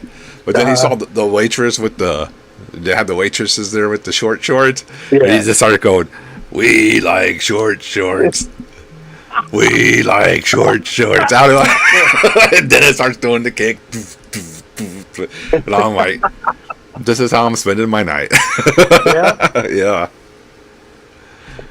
There were some pretty good shows at the Mineshaft. I forgot about that place. Yeah, we had some good ones there. Yeah, they were all right. Some fun. Yeah. Oh, dude, that's hilarious. Yeah. All type of funny shit with beer. Always, like I said, it's always going to be entertaining. You could count on that, man. Yeah, definitely.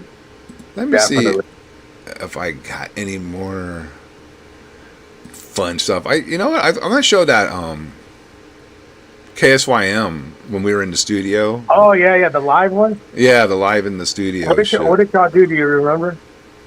Which one? What song did y'all do? We did a couple.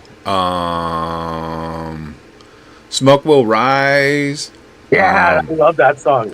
You know, let's jam that one live in the studio at KSYM.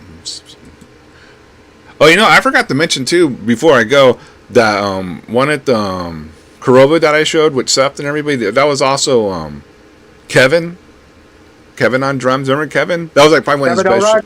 Yeah, Yeah, Kevin's awesome. Yeah, Kevin's a great guy. He drummed with us for a while. That's him on drums as well. And of course, Zeus on the other guitar. So Yeah, Zeus, definitely. Zeus wanted to come on tonight, but he has to be on the damn ship tonight, or because he's back in San Diego, but he had to do the ship overnight.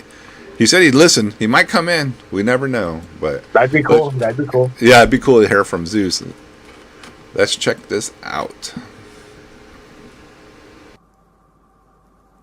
And the smoke will rise.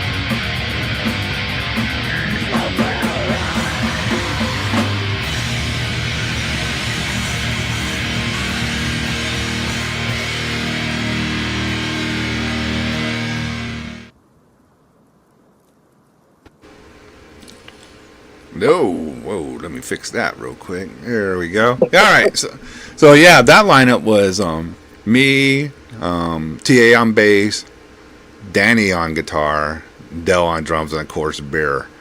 You know the story how that song got written, right? I'm sure he's told it to you. And Smoke Will Rise. No.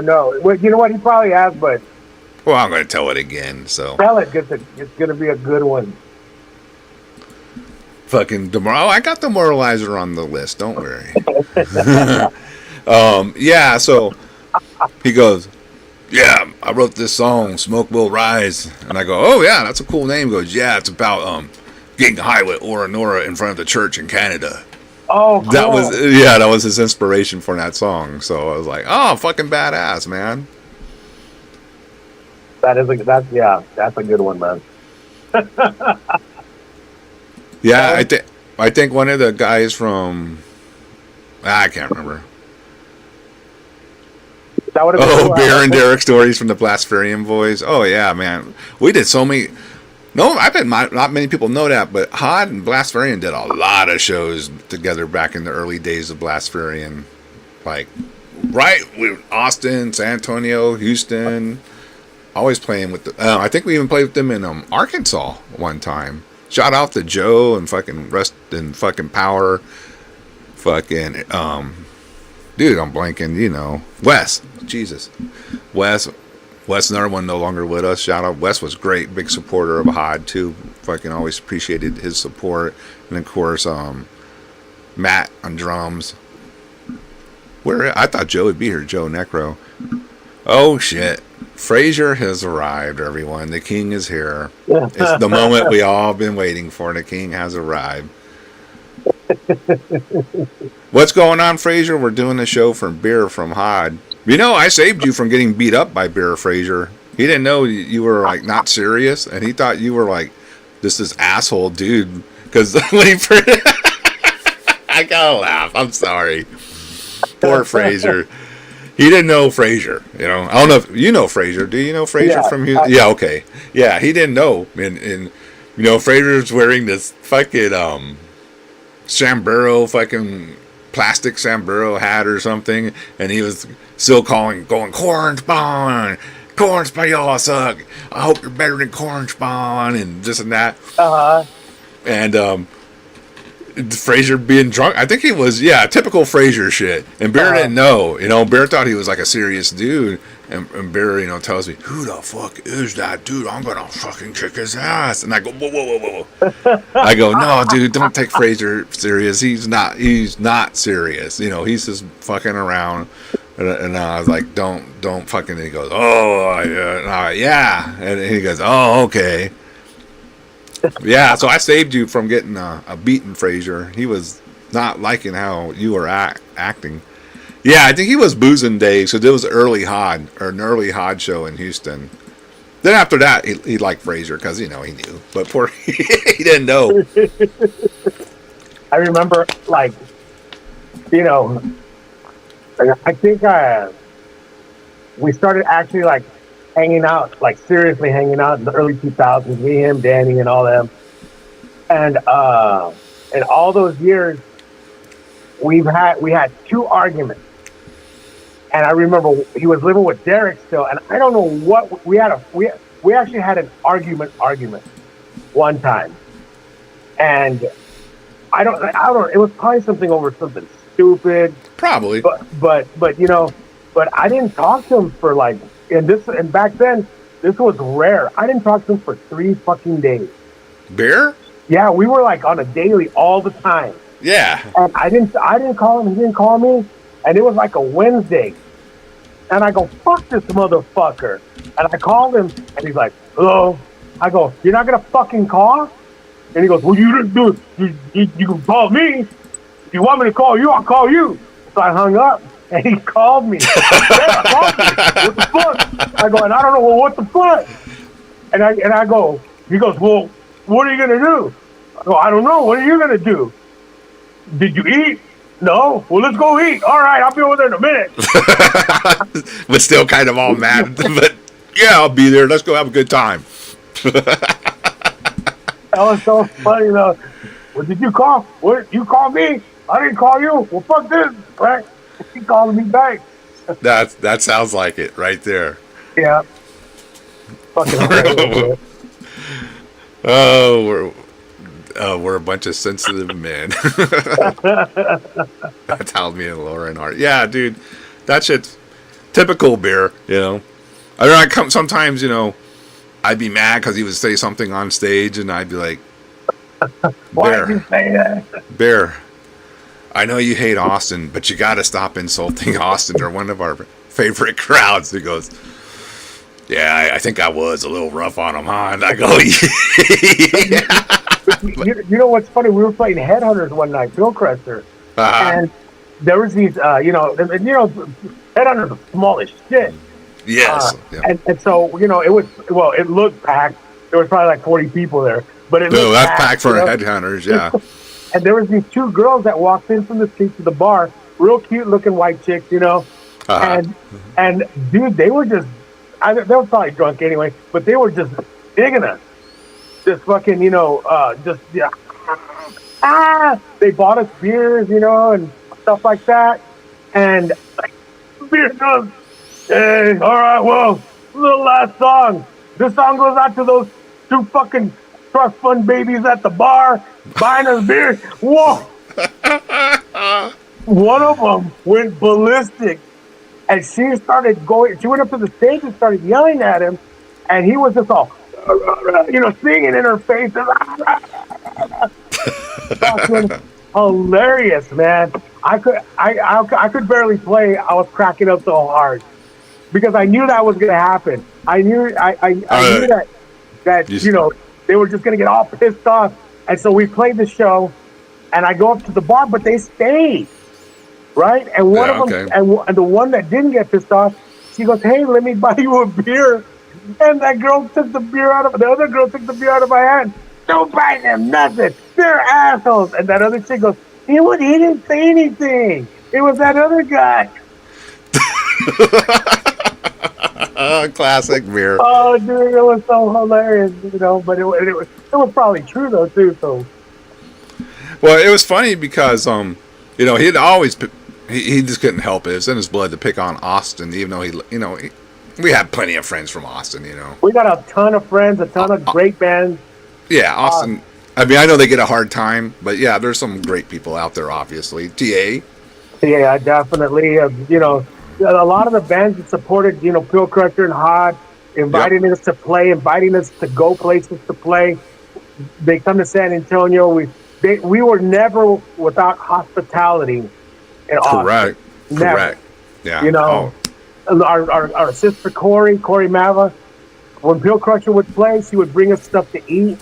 She would make it herself. I remember her. Yeah, she would do that for Bear, which in turn would do it for Hod. Yeah. And, always good food too, nothing crappy. Always good. I know we fuck around, but Austin's like our little brother. We got to kick him around, Yeah, you still got to let him know who's in charge. Yeah, exactly. But yeah, shout out to all the fucking great bands we played with in Austin that are still going and doing it too. Dustin, JT, all them dudes, Jeff. JT. What is it? He's like another bear. He's Austin Bear, right? We had Santa. JT got to be Austin Bear. I love that guy, man. Yeah, if you know JT, then you know what's up. That's another character like him and Bear, kind of similar. Yeah. They're still their own people, but yeah, they kind of got the whole rock and roll thing going. Yeah, definitely. Isn't it JT, not JD Frazier? Yes, and he's from that guy. Yeah, he's a drunk. Yeah, he's from the Drunks. Yeah, he's a great guy. They have to get jumped in, Robbie says. Robbie's Cerebral Distortion drummer. That's Robert Terrazas. Oh, okay, right there. Cool, man. Awesome. Fucking respect right there. Oh yeah. Awesome band. So I remember when TA left Hod to be in Goat Whore, right? Yeah. And I asked him, so how's that going? And he goes, well, they don't berate me about being from Austin all the time. Whoops. Because sometimes, too, I throw in my little shady stabs, too, about Austin. TA be like, fuck. Oh, man. But I remember on tour a couple of times. I don't know. Fucking TA would never change the strings, man. Dude. And I remember I go, fuck this. I'm changing the strings and tuning this bass. So we where the fuck were we? Near Chicago. We were playing a festival. It was a lot of bands, and Boris was there. I think he was running the show there. Yeah, it probably was one of Boris's shows. Shout out to Boris too. Boris Black. Yeah, Boris Black. Fucking A, man. You always hooked us up, dude. Love you. I told Beer, fuck this shit. And he goes, what? I go, I'm fucking changing the strings and tuning his bass. He goes, please do. Fuck him. That sounds true, dude. I remember there was I'm gonna have to fucking embarrass them. Fuck. Sorry, I blanked out again, dude. I'm having too much fun. I'm getting old here, people. TA was right before a show, dude. Cause I was trying to remember what show. I think it was an Absu show, a big show, right? With Absu, and we were getting ready to go on stage, and I was like, "Did you change your strings?" He goes, "No, I never changed my strings, dude. I'm always good." And his string literally fucking broke, his E string, and he was like, "Oh shit, oh shit." I think he had to borrow a string from some other band or something because he didn't have a string, and I was like, The Karma Police hit him. Yeah, he was all cocky and confident. I never have to change strings, bro. They didn't like it to get the so he got fucking burned. Poor old fucking TA, good old Robert Coleman. He might come on later, but I ain't gonna keep going forever here. But again, if you can, give to the GoFundMe. I pinned it at the top of the chat, and I'll throw it here in the chat. If anybody wants to donate to the GoFundMe from Bear's family, here it is. Just click on that. That should be good. You should be able to, pitch in whatever you can to help them out. So anything helps. Anything helps. Anything. Even if, a couple bucks, $5, whatever. Just give what you can. And it will be appreciated, and it will be well used to get his family here for a day of celebration May 5th. You know what? Donate what you would have bought him a beer for, $5 or something. Yeah. In lieu of shots. Yeah. or a beer. Do a donation for him. He'll appreciate it. Because there'll probably be many shots done that night. Oh. In his honor. My liver's already quivering. Now, I'm going to show an old one, Maryland. 1033 Club. Oh. Original lineup again. Let's check this out. This is Victims. Now, this was a little hole in the wall. Yeah. But the shows there ruled. Because it was definitely. Packed metal. Let's check this out.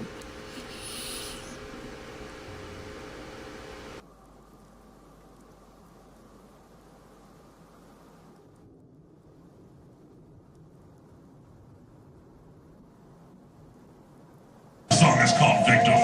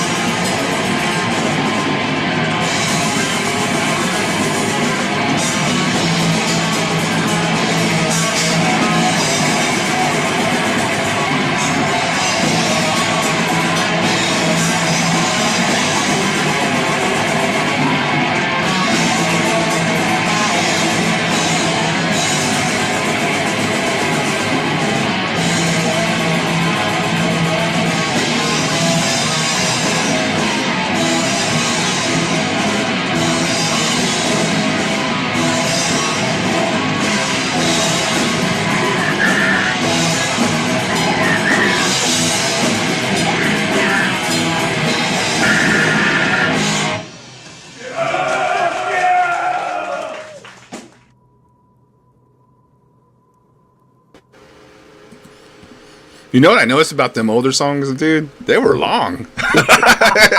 Jeez. Well, I'd sit in Pill Crusher.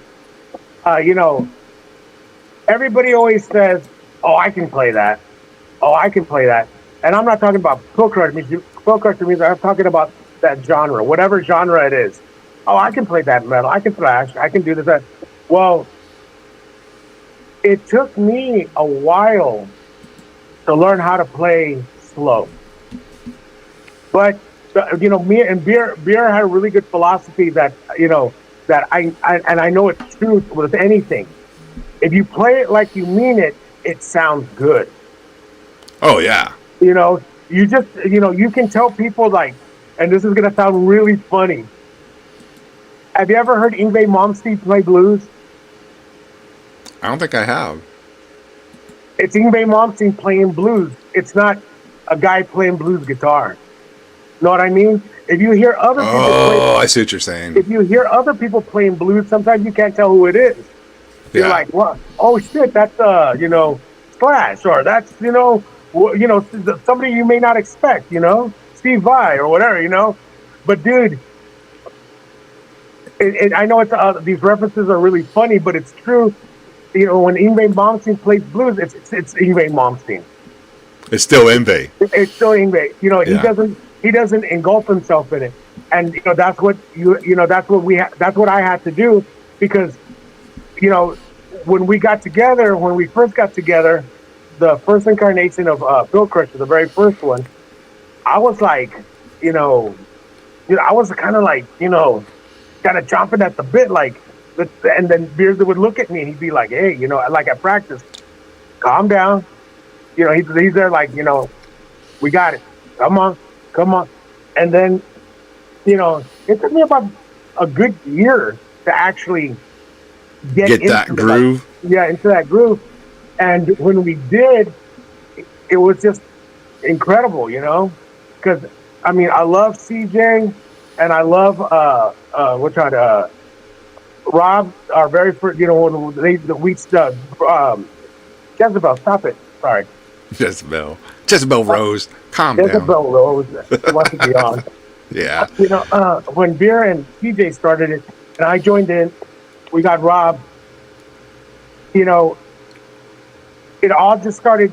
We spent, and it's just so funny. We spent so many hours together, drinking, doing all kinds of shit in TJ's basement, and without even knowing, like you said, the songs were long. Dude, we had 8-minute songs, 7.5-minute songs. Our very first show was at, oh man, now I'm brain farting like you. Yeah, I hate that shit. I forget TA's name. I see the face. Why? It's the pressure of being live, talking. It gets everyone. But we played with Orange Goblin. Oh, badass! We played with Orange Goblin, and we played 3 songs, and those 3 songs were 23 minutes all combined. Damn. And that was us. At Sin 13. Sorry, we played at Sin 13, which is now a really good taco place.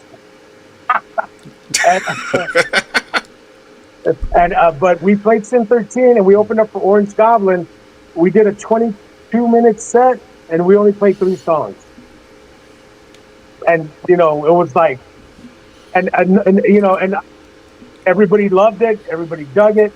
So I knew we had something going really good. And I remember, we never did it live, but we had a 15-minute song, and I practiced, and that's what it was called, the 15-minute song. And we were going to do it, man. We were going to put words to it. We were going to record it. But every time we thought about doing it, we were like, what if we fuck up? Then we got to do it all over. Let's not do it right now. Let's not do it right now. Yeah. But yeah, it's that, he would put his heart and soul into it. And he meant it.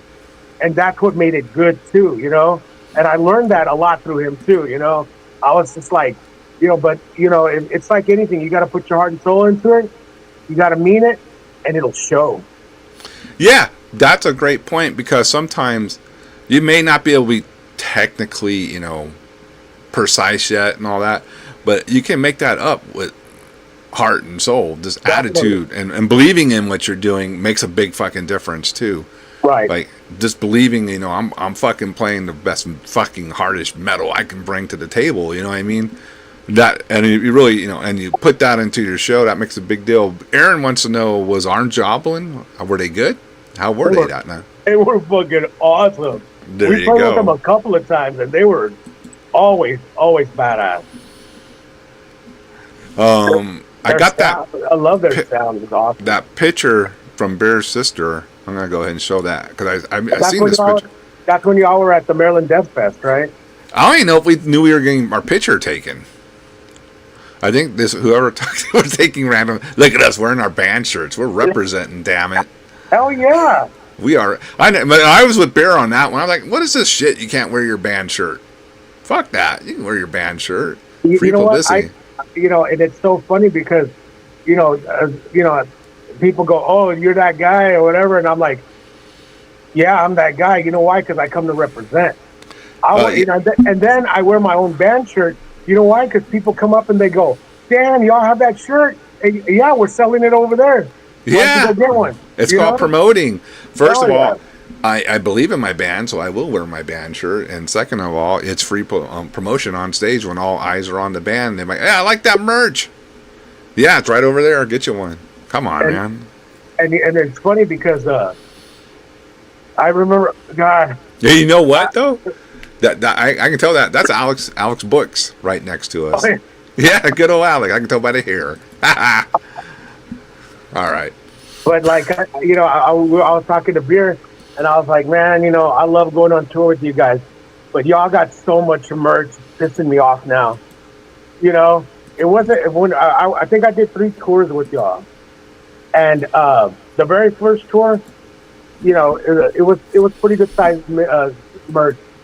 Second tour that I did, there was like a lot more, and then by the third, y'all had like 15 designs of hoodies, shirts, this, that, this, and I'm like, I go, now I gotta work, fuck. You gotta figure out which shirt's which and all that. And But that was, promotion's promotion. I don't give a shit, Aaron was asking, how tall is he? 6'4"? No, I don't think he was 6'4". Bear was like what? 6'2", 6'3"? He was 6'2". 6'2"? Okay. When he was 6'2", and Ben from Orange Goblin, that dude was 6'5". That dude Damn. was fucking huge, white boy. And Giant. He was drinking beers with us, and it looked funny because the 12-ounce beer in his hand looked like little drinks. And me and Beer would always go, "We drinkies? We drinkies?" Like a beer. Good old beer. That's a good one.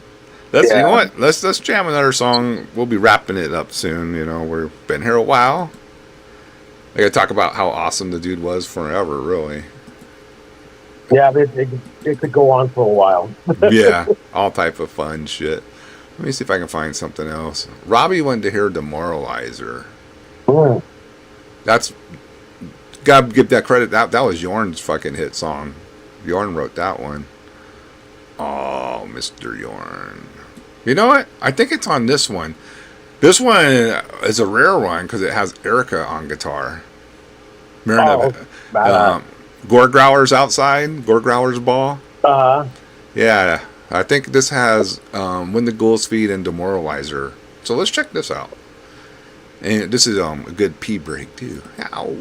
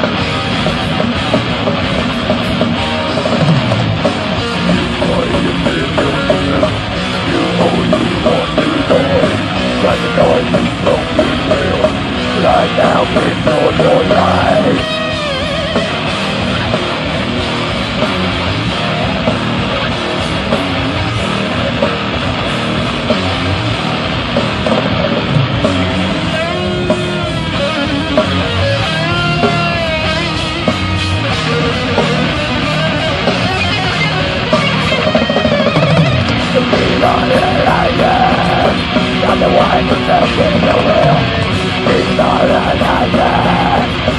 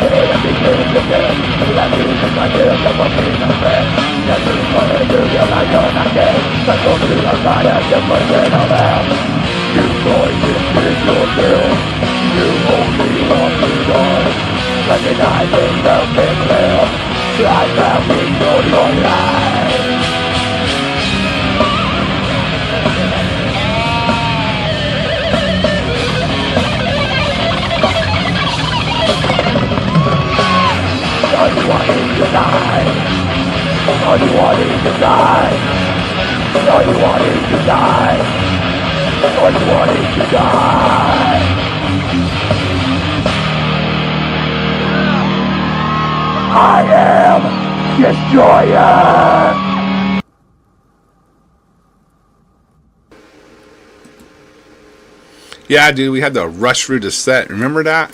Because love Dennis, Uh-huh. Dennis showed up late because his dogs got out and he was chasing dogs through the Yeah. neighborhood. And I'm like, oh, are you serious? We were like, where the fuck's Dennis? This is gonna yeah, we had to fucking rip through the set.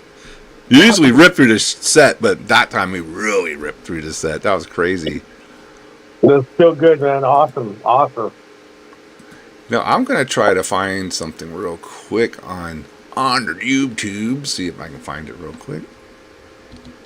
Because we gotta show you and Bear doing your thing.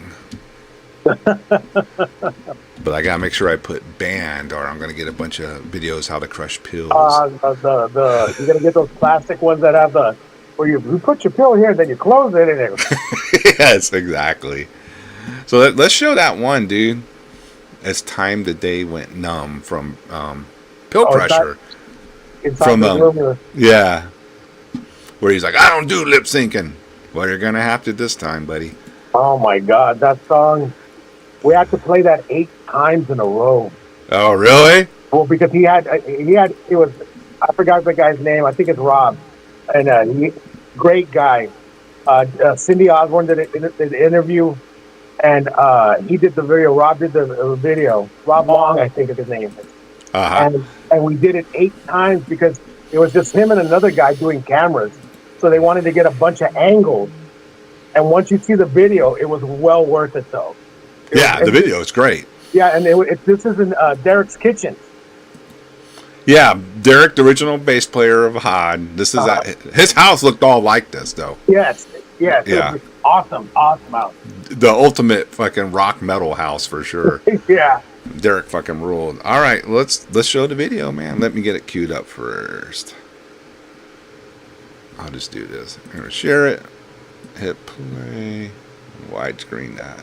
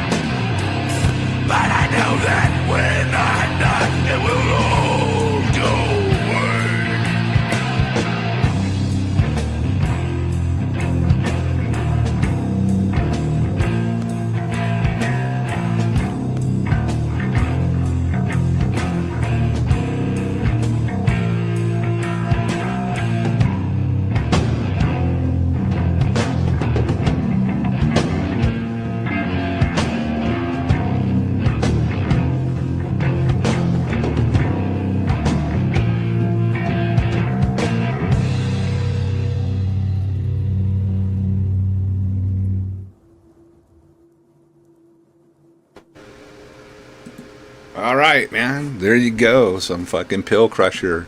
Yeah. Hey, thank see, you for thank you everybody for the kind words, and definitely before we're gonna promote. We have actually a split we did. Let me see, it's right here. It's a song with a split with Negative Reaction, and we did Should I by Buzz Oven.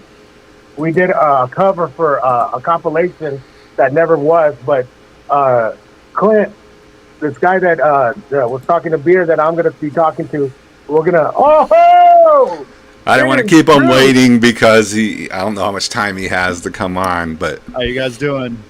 Good. Doing good, brother. How you doing? You looking awesome. I appreciate it. I'm here on the ship, but I had to call in. I know the show was for Beer, so I'm glad to be on. Hey, man, I'm glad you made it. That's fucking great. Man. Oh, yeah. Great to see you guys. Goddamn. It's awesome to see you, brother. Marilyn was just promoting some pill crusher stuff, so I didn't want to. But let's let him finish real quick. Yeah, absolutely. Go ahead. Yeah, we're doing I'm going to order some more copies of the split. They'll be available soon.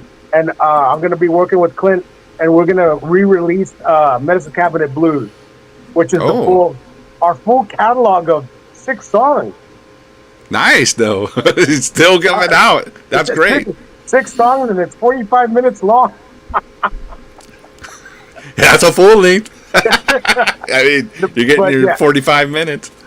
But yeah, we'll be getting out that soon. So definitely, there'll be some Skull Crusher stuff coming out. Awesome. And so for anyone who doesn't know, Zeus was the Hod guitarist, bass player, then switched over guitar, probably from 2014 towards the end of the band almost. How many years were you in Hod? I want to say, we probably started jamming probably 2013, 2014. Fan of the band for years before that. But yeah, man, started hanging out, doing shows together with Plutonian and, started with bass. Once TA took off, I was like, oh shit, this is my shot, man. We literally called them, I think the day TA hadn't even left, and Bear got on the phone. Bear was pissed. He called them in, and Zeus fucking came in because I think we had a show in 2 weeks, a CD release show, and we are gonna play the whole album from start to finish. So you had to learn the whole thing in 2 weeks, and you did. Oh man, I studied the hell out of that album. So Zeus is now currently in the Navy. That's why he left the band originally to be in the Navy. And how's that been going, dude? Oh, man, my time's coming up. It's been a wild ride. Right now I'm in San Diego. Ship's in the yards right now. So background, that's the Coronado Bridge. Cool. It's been good, man. It's, it definitely it has its ups and downs, definitely missing a lot of the freedoms I had when I wasn't in the military more than anything. Obviously the hair, the number one thing I missed more than anything. I think you had one after Bear. You probably had the longest hair, right? Probably. Dude, it still hurts to this day. I miss the hair more than anything. Hell shit. Zeus was the best looking guy in the band after when he joined. He made the looks go up in the band by 110%. That was after Beer. Goddamn. He was a stud, man. Goddamn.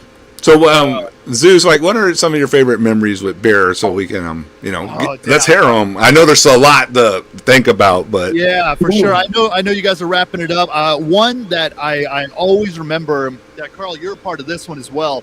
We played. It was a show at the Limelight, and it was a fucking killer set. We ran through all the Hod songs, and we literally had nothing left.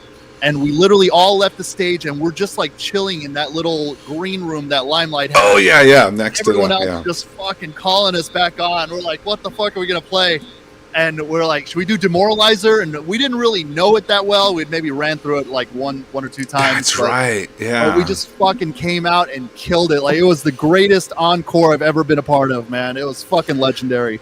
That's right, because that was one of those when that crowd was actually chanting the name and all that. We were like, shit, we got to go back and play something, but we just played everything we know. We were just looking at each other like, this is fucking amazing. It was awesome. It was a great memory for me, man. I still think about that. It was fucking awesome. Yeah, that was a good one. And Dell was like, I don't even know if I know that song that well. Just can it. Just play it, Dell. Man.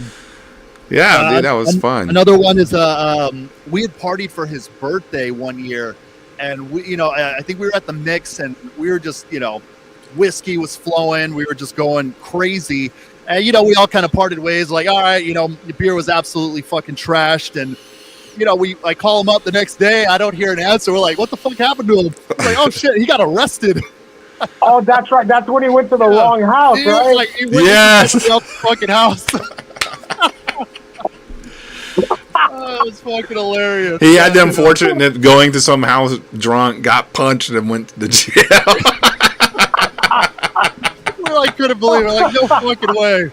He's like, went to the wrong fucking house. Apparently, I got punched. Cops came, woke up in the cooler. Yeah. Fucking Bear. That's right. I forgot about that story. So hilarious. Poor guy. Goddamn.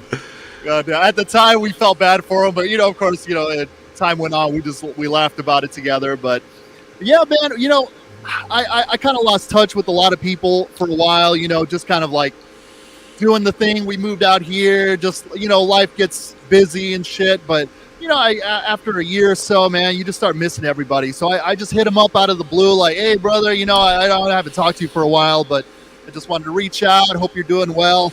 And just literally the first thing, I even have the message I still look at. And he's like, my life's a lot better now that you're back in it. And I was like, oh, fuck, man. See, I told you, dude, Beard says shit like that, and he means it. Man. He really means it. Yeah, be honest, you know, it was a crushing blow when you left. Like, yeah, that was like, there was, I think the hardest, you know, members to lose was probably Dennis, TA, and you. The top three. Goddamn. Sorry, I don't mean to dump on anybody else. But, you know, yeah, for sure. But you know what I mean? That's just how it was. Like, because, you know, the brotherhood, you know, like sometimes absolutely you were with us a long time, and like you basically, you know, did all the Book of the Worm stuff with us, like all the touring, playing shows when it came out. Because literally, you know, it came out right when you joined. I know. I told TA you got and pulled up the goat horror. Exactly, man. But yeah, you know, I was really excited when Zeus joined because I was a huge fan of Plutonian Shore, you know, and I was just like, you know, all of y'all were amazing.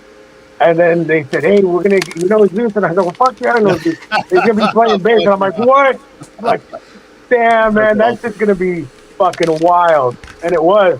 The whole time you were in it, it was great. So much fun, man. You know, the most important thing for me, that's fucking awesome, Carl. The most important thing for me, you know, was just sharing the fucking, the energy with you guys on stage. Like, I told Carl this in private, but some of the best memories I have in my life are those, like, days on the road with Hod. And Marilyn, you were there for a ton of them. Yeah. Like, me falling asleep, you guys taking pictures of me while I'm fucking crashed out. Yeah. We're all sleeping in the back, right? Yeah. You and Keith. You know what you told me about that picture? When I showed you the picture, when you woke up in the picture, and I go, hey, man, how'd you sleep? You know what you said? You said, that's the best sleep I ever had, knowing my brother got my back. Man, it was true, man. We all had each other's back all the fucking time. Absolutely, absolutely. Whether it was just fucking jamming, whether it was the fucking controversy, I won't get into any of that. But goddamn, that's back in those days, like goddamn, that was wild. That was wild. Oh, the old death threat days and all that. Oh, yeah. Goddamn, yeah, man, that was a crazy time. But you know, just fun through it all, fucking fun. Just now, we can just laugh about it because Yeah. that's what me and Marilyn were saying earlier. You know, like a lot of the time it could be pissed off, you know, but then now, you know, it's like hilarious stories that, you know, are part of the hot lore, you know. Oh yeah. Okay, I got one more story for you. Sure. This is one that Beer always made fun of me for it. It's a shit story, and I know you guys already know it, but I know this one. Yes. It's just so fucking funny. We'd always laugh about it, but where Hod was going to play a show at Reno's, all of us traveling in the van, driving to Reno's. You know, it's a good 6-hour drive to Dallas. Yeah. As we pull up to Reno's, all of us at the same time have to fucking take a shit. And of course, there's only one fucking toilet at Reno's. I don't know what else I was doing, getting other shit ready, but I'm the last fucking guy in line to take a shit. So I go in there, go fucking figure the toilet is clogged, and it's just a mountain of fucking shit. Everybody's shit is in there. I'm like, Big dude shit piled up. All of Hod had shit in there. All right. But I'm like, fuck it. I got to go. I'm just going to go for it. I start shitting. Within 30 seconds, I just feel this cold water right on my fucking balls. The water had risen up, bro. It was running out of room. Oh, goddamn. So that's a little something extra I share with my brothers. That's classic. Fucking wild. Yeah, he never let me live that down. The piled up poop. Yeah. He's like, Zeus, you poop where I poop. You poop where I poop. Oh, fucking beer. Yeah, remember when were you in the band when Dell came coming out of the restroom at whatever truck stop we were at, and he had the toilet tail? That does seem very familiar. Yeah, I think I was. And I think it was, where, you know, Dell was the last one to come back in the band, and he's like, as usual, on his phone, texting, not paying attention, and behind him in the wind is a toilet tail. Like, he has toilet paper, and it's just flopping in the wind. Oh, and Dan, I think it's Danny goes, look at Dale. We started laughing. And he's all, what? It was right in his butt too, so he had a fucking tail. And he's walking around the store apparently with that fucking toilet paper hanging out of his ass. That was on our way. That was on our way to New Orleans. Oh, What? yeah. That's Yeah, right. I that's was there right. on that show. That's fucking awesome. Oh, dude, that was hilarious. Anything like that, especially poor Dell. Yeah, beer would always make fun of him. Danny too. It was always in good light, you know. It never was like bad blood, but he just No. went after it, you know. He found a way in. He just went for it. It was hilarious. And you know, like when Dell would say something or do something, you were just like, oh. Then all of a sudden, beer. Don't do it, Dale. You're just adding fuel to the fire, man. Yeah. Don't do it. Yeah, don't even say it. Don't even That's do it, fucking Dell. awesome. Don't do it, Dell. Remember, hey, what was it? Lake Travis. Hey, Dell, Lake Travis. Remember when he thought that puddle of water on the road was Lake Travis? And he asked, Oh, goddamn. is that Lake Travis ahead? And we're all, no. So anytime we drove by water, no matter how big a fucking Lake Superior or a tiny pond, we're all, Yeah. hey, Dell, look, Dell, Lake Travis. Either that or I'd hear Barry be like, what's the population of Sealy, Texas? Oh, that was yours. I think he would say that in reference to that. Oh, it's fucking That's hilarious. right. Yorn out of nowhere just like I think we were in two cars and he just texted us, Silly Texas population, whatever it was, so that became a running joke. Silly Texas population 600,000. awesome. I don't know. Fucking yeah, man. He was the one. Like if you said something or did something silly, that would become the permanent joke, you know, and like running joke forever. Great fucking time, dude. Oh yeah, man. It definitely will be missed, man. Alyssa and I, we talk all the time. We actually, it was kind of like we got back from Japan and we were unpacking all our stuff, and I found like this stack of like 4 or 5 vinyl, but they were like belly dance vinyls, and I was like, "What the fuck, Alyssa? Where did this come from?" She's like, "Oh, Beer had gifted me these." So he found them, like, Alyssa was used to be into belly dance, and yeah. I guess he found them wherever, vinyl hunting, probably, I don't know, Hog Wild, wherever. But he actually gifted her a shitload of like belly dance, like from the 70s, but these like a set of vinyl for him, like just out of the blue. That's just kind of guy he was. That's really true. Yeah. Like if You know what's funny too is like I'm pretty sure everybody knows my profound love for Kate Bush, and Hell yeah. for Christmas, God, this was when I started posting a lot of stuff about Kate Bush and all that. For Christmas, he got me an original UK pressing of Hounds of Love, No and shit. and then which I forgot which other one he got. Was it Wuthering Heights? I don't know, but they were original UK pressings, right? I had I had one of them already, but that's all right. I'll take as many as I can. But when he gave me the gift, instead of going, "Hey, Merry Christmas," right? He goes, "Here, I guess you were serious, and I didn't believe it that you liked that chick. So here you go." Oh, that's awesome. Oh, Yeah. goddamn. Yeah, he always had a Christmas present and a birthday present for you. Yeah, That's fucking definitely. awesome. Yeah. And I was like the worst. I never do that. I forget everything. And he's Yeah. like, "Hey, come meet me at wherever Tommy's this weekend," and he was like, "Here you go." I'm like, "God damn it, Bear, you got me a present, didn't you?" And he's like, "It wasn't enough." And it'd be like some cool Godzilla shit and Conan and stuff. Yeah, That's always fucking something awesome. Yeah, damn. Good friend, dude. Good guy. Yeah, definitely will be missed, man. To this day, whiskey is still my number one drink of choice because of beer. Oh, yeah. Absolutely. He I've converted drinking it. so much whiskey because of him. And and for me, Lone Star. I mean, it's really Oh, hell yeah. Bear and Joe Cutthroat. I gotta give them both credit, but without those two guys, Lone Star would not, become my beer choice. If I get a And beer choice. that's funny because I had to learn how to drink Lone Star because when we were hanging out, my cheap beer of choice is Bush because it's cheap, it gets me drunk, and I don't get a hangover. Nice. But when we started, like me and Carl were saying, we would play so much, they would give you free Lone Star. The bands would get free Lone Star, or you would get it for $1 or whatever. And I was like, man, I don't want. And Beer's like, nah, just fucking drink it, man. Fuck it. Don't spend your money on that other shit. Whatever it was, Yeah. And so it's like, I learned how to drink Lone Star. Hell yeah. Yeah, I mean, it was his beer of choice, and if you're in a band with him, well, guess what? It's gonna be your beer of choice now too. Hey, you know what, man? First shot was always on him every time. Yeah, every time. For sure.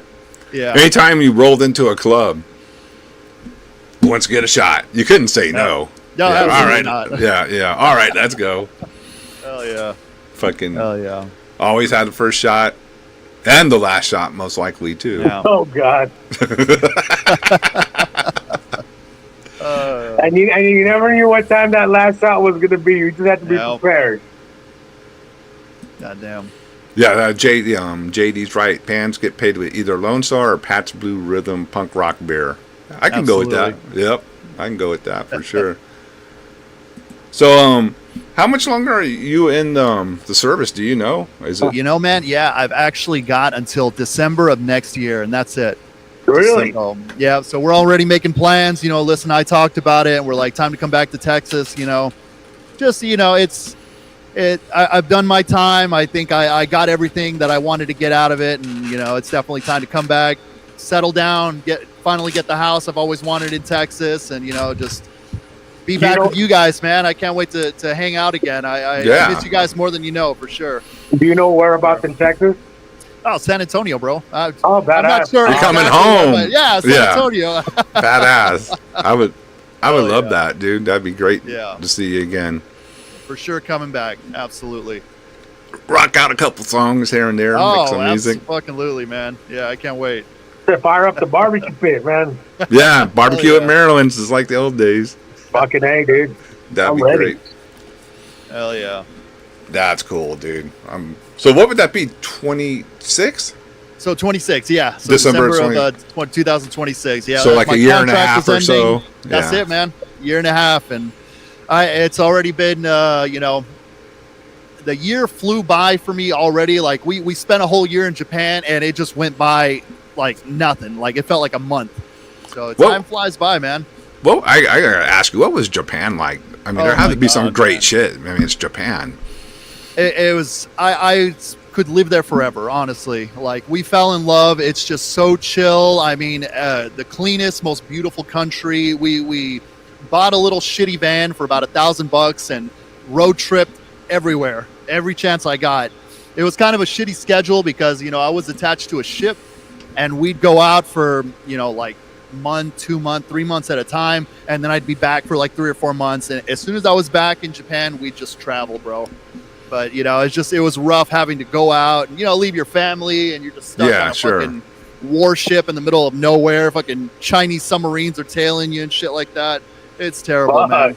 Yeah, those Chinese love to fuck with our soldiers, don't they? Absolutely, man. So yeah, I got to over barbecue later 26 when we all get together. I'll bring out the sea stories. All right. Oh, there you go. Yeah, we don't want to get you in trouble. Yeah. Hell yeah. Like Dustin said here, fuck the CCP. We'll just leave it at that. We'll just leave it at that. Hell yeah. All right, man. Well, guys, anything else? I think pretty good here, man. I appreciate Zeus coming on and Marilyn coming on too. Bear loved you guys for sure. So it's good to see you here, man. Love you guys. I'm glad I could see you both. Like, great to talk to you. I know we message each other, but at least great to actually talk over video. Like the actual conversation, voice to voice, face to face. Virtually, but still better than not. Shit, exactly. Yeah, dude, I have great memories of Hod, and just like I mean, it's been fun, but to get a little serious, when we were at the hospital, Maryland, and we all saw beer, I told him there was no one else that I would have I couldn't have done this with. Right. It had to be. It was beer.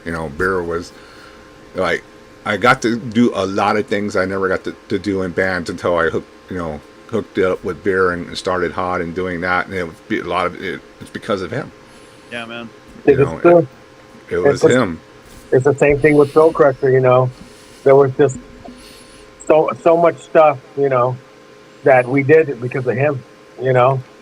And I'll never forget it. Of course. There's a Omega Trevino. Love you guys. Hey, Omega. Love you, Omega. Yeah. Yeah, man. So, like I said, without beer, Hod doesn't go the way Hod goes, Yeah. 100%. That's just the way it goes.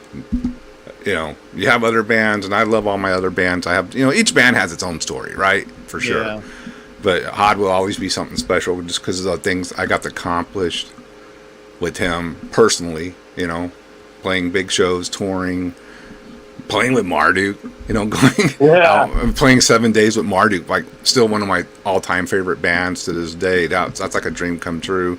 Hanging out with the Oranora guys, getting to know them and how awesome they are, meeting, Rune, the Monstrosity guys, the Kelly, if you know who Kelly is, the bass player, cool fucking dude. Well, he was, he's done a million things. Having him tell us, man, I hate it. We had to say when you guys jumped on the tour, we knew we had to step our game up now. And I was like, hearing shit like that. Hey, I love y'all. I'm like, my phone's gonna die right now. Oh, okay, all right. No problem, bro. I'm rambling It anyway. was worth it, though. It was worth it. I love y'all. All right, bro. All right, then. Thanks, everybody, for the great comments. Good talking. Good seeing the comments. Carl, love the show. Keep it up, brother. Zeus, we'll see you soon, brother. See you guys later. Take it All easy. right. Love All y'all. right, later. Love you guys. So yeah, I was just saying, the type of stuff he made possible was fucking will always be in here forever from what you did for me, Bear. I know you're up there and you're probably saying you guys are gay, getting all sentimental. Nah, I just want to let you know and let the public know that it was a big part of what he was as a front man and just him personally.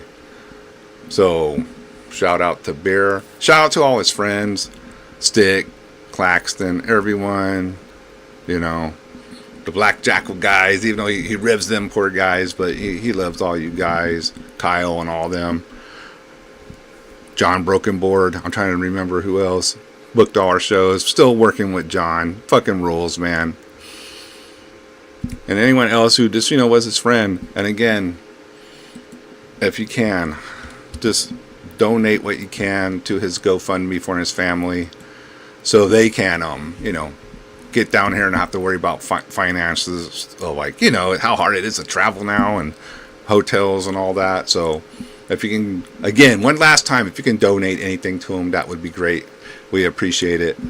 And that's it. I think we are good. I'll play one last Hod jam on the way out. Bear fucking rules. All his friends rule. Always treated, if they're a friend of Bear, they're usually a friend of mine. They always treated me good too. So that was always nice. Let me find one last jam for everyone. Find some Hod. Get up in that HOD. Remember that one? Everybody did drive us up the wall, man.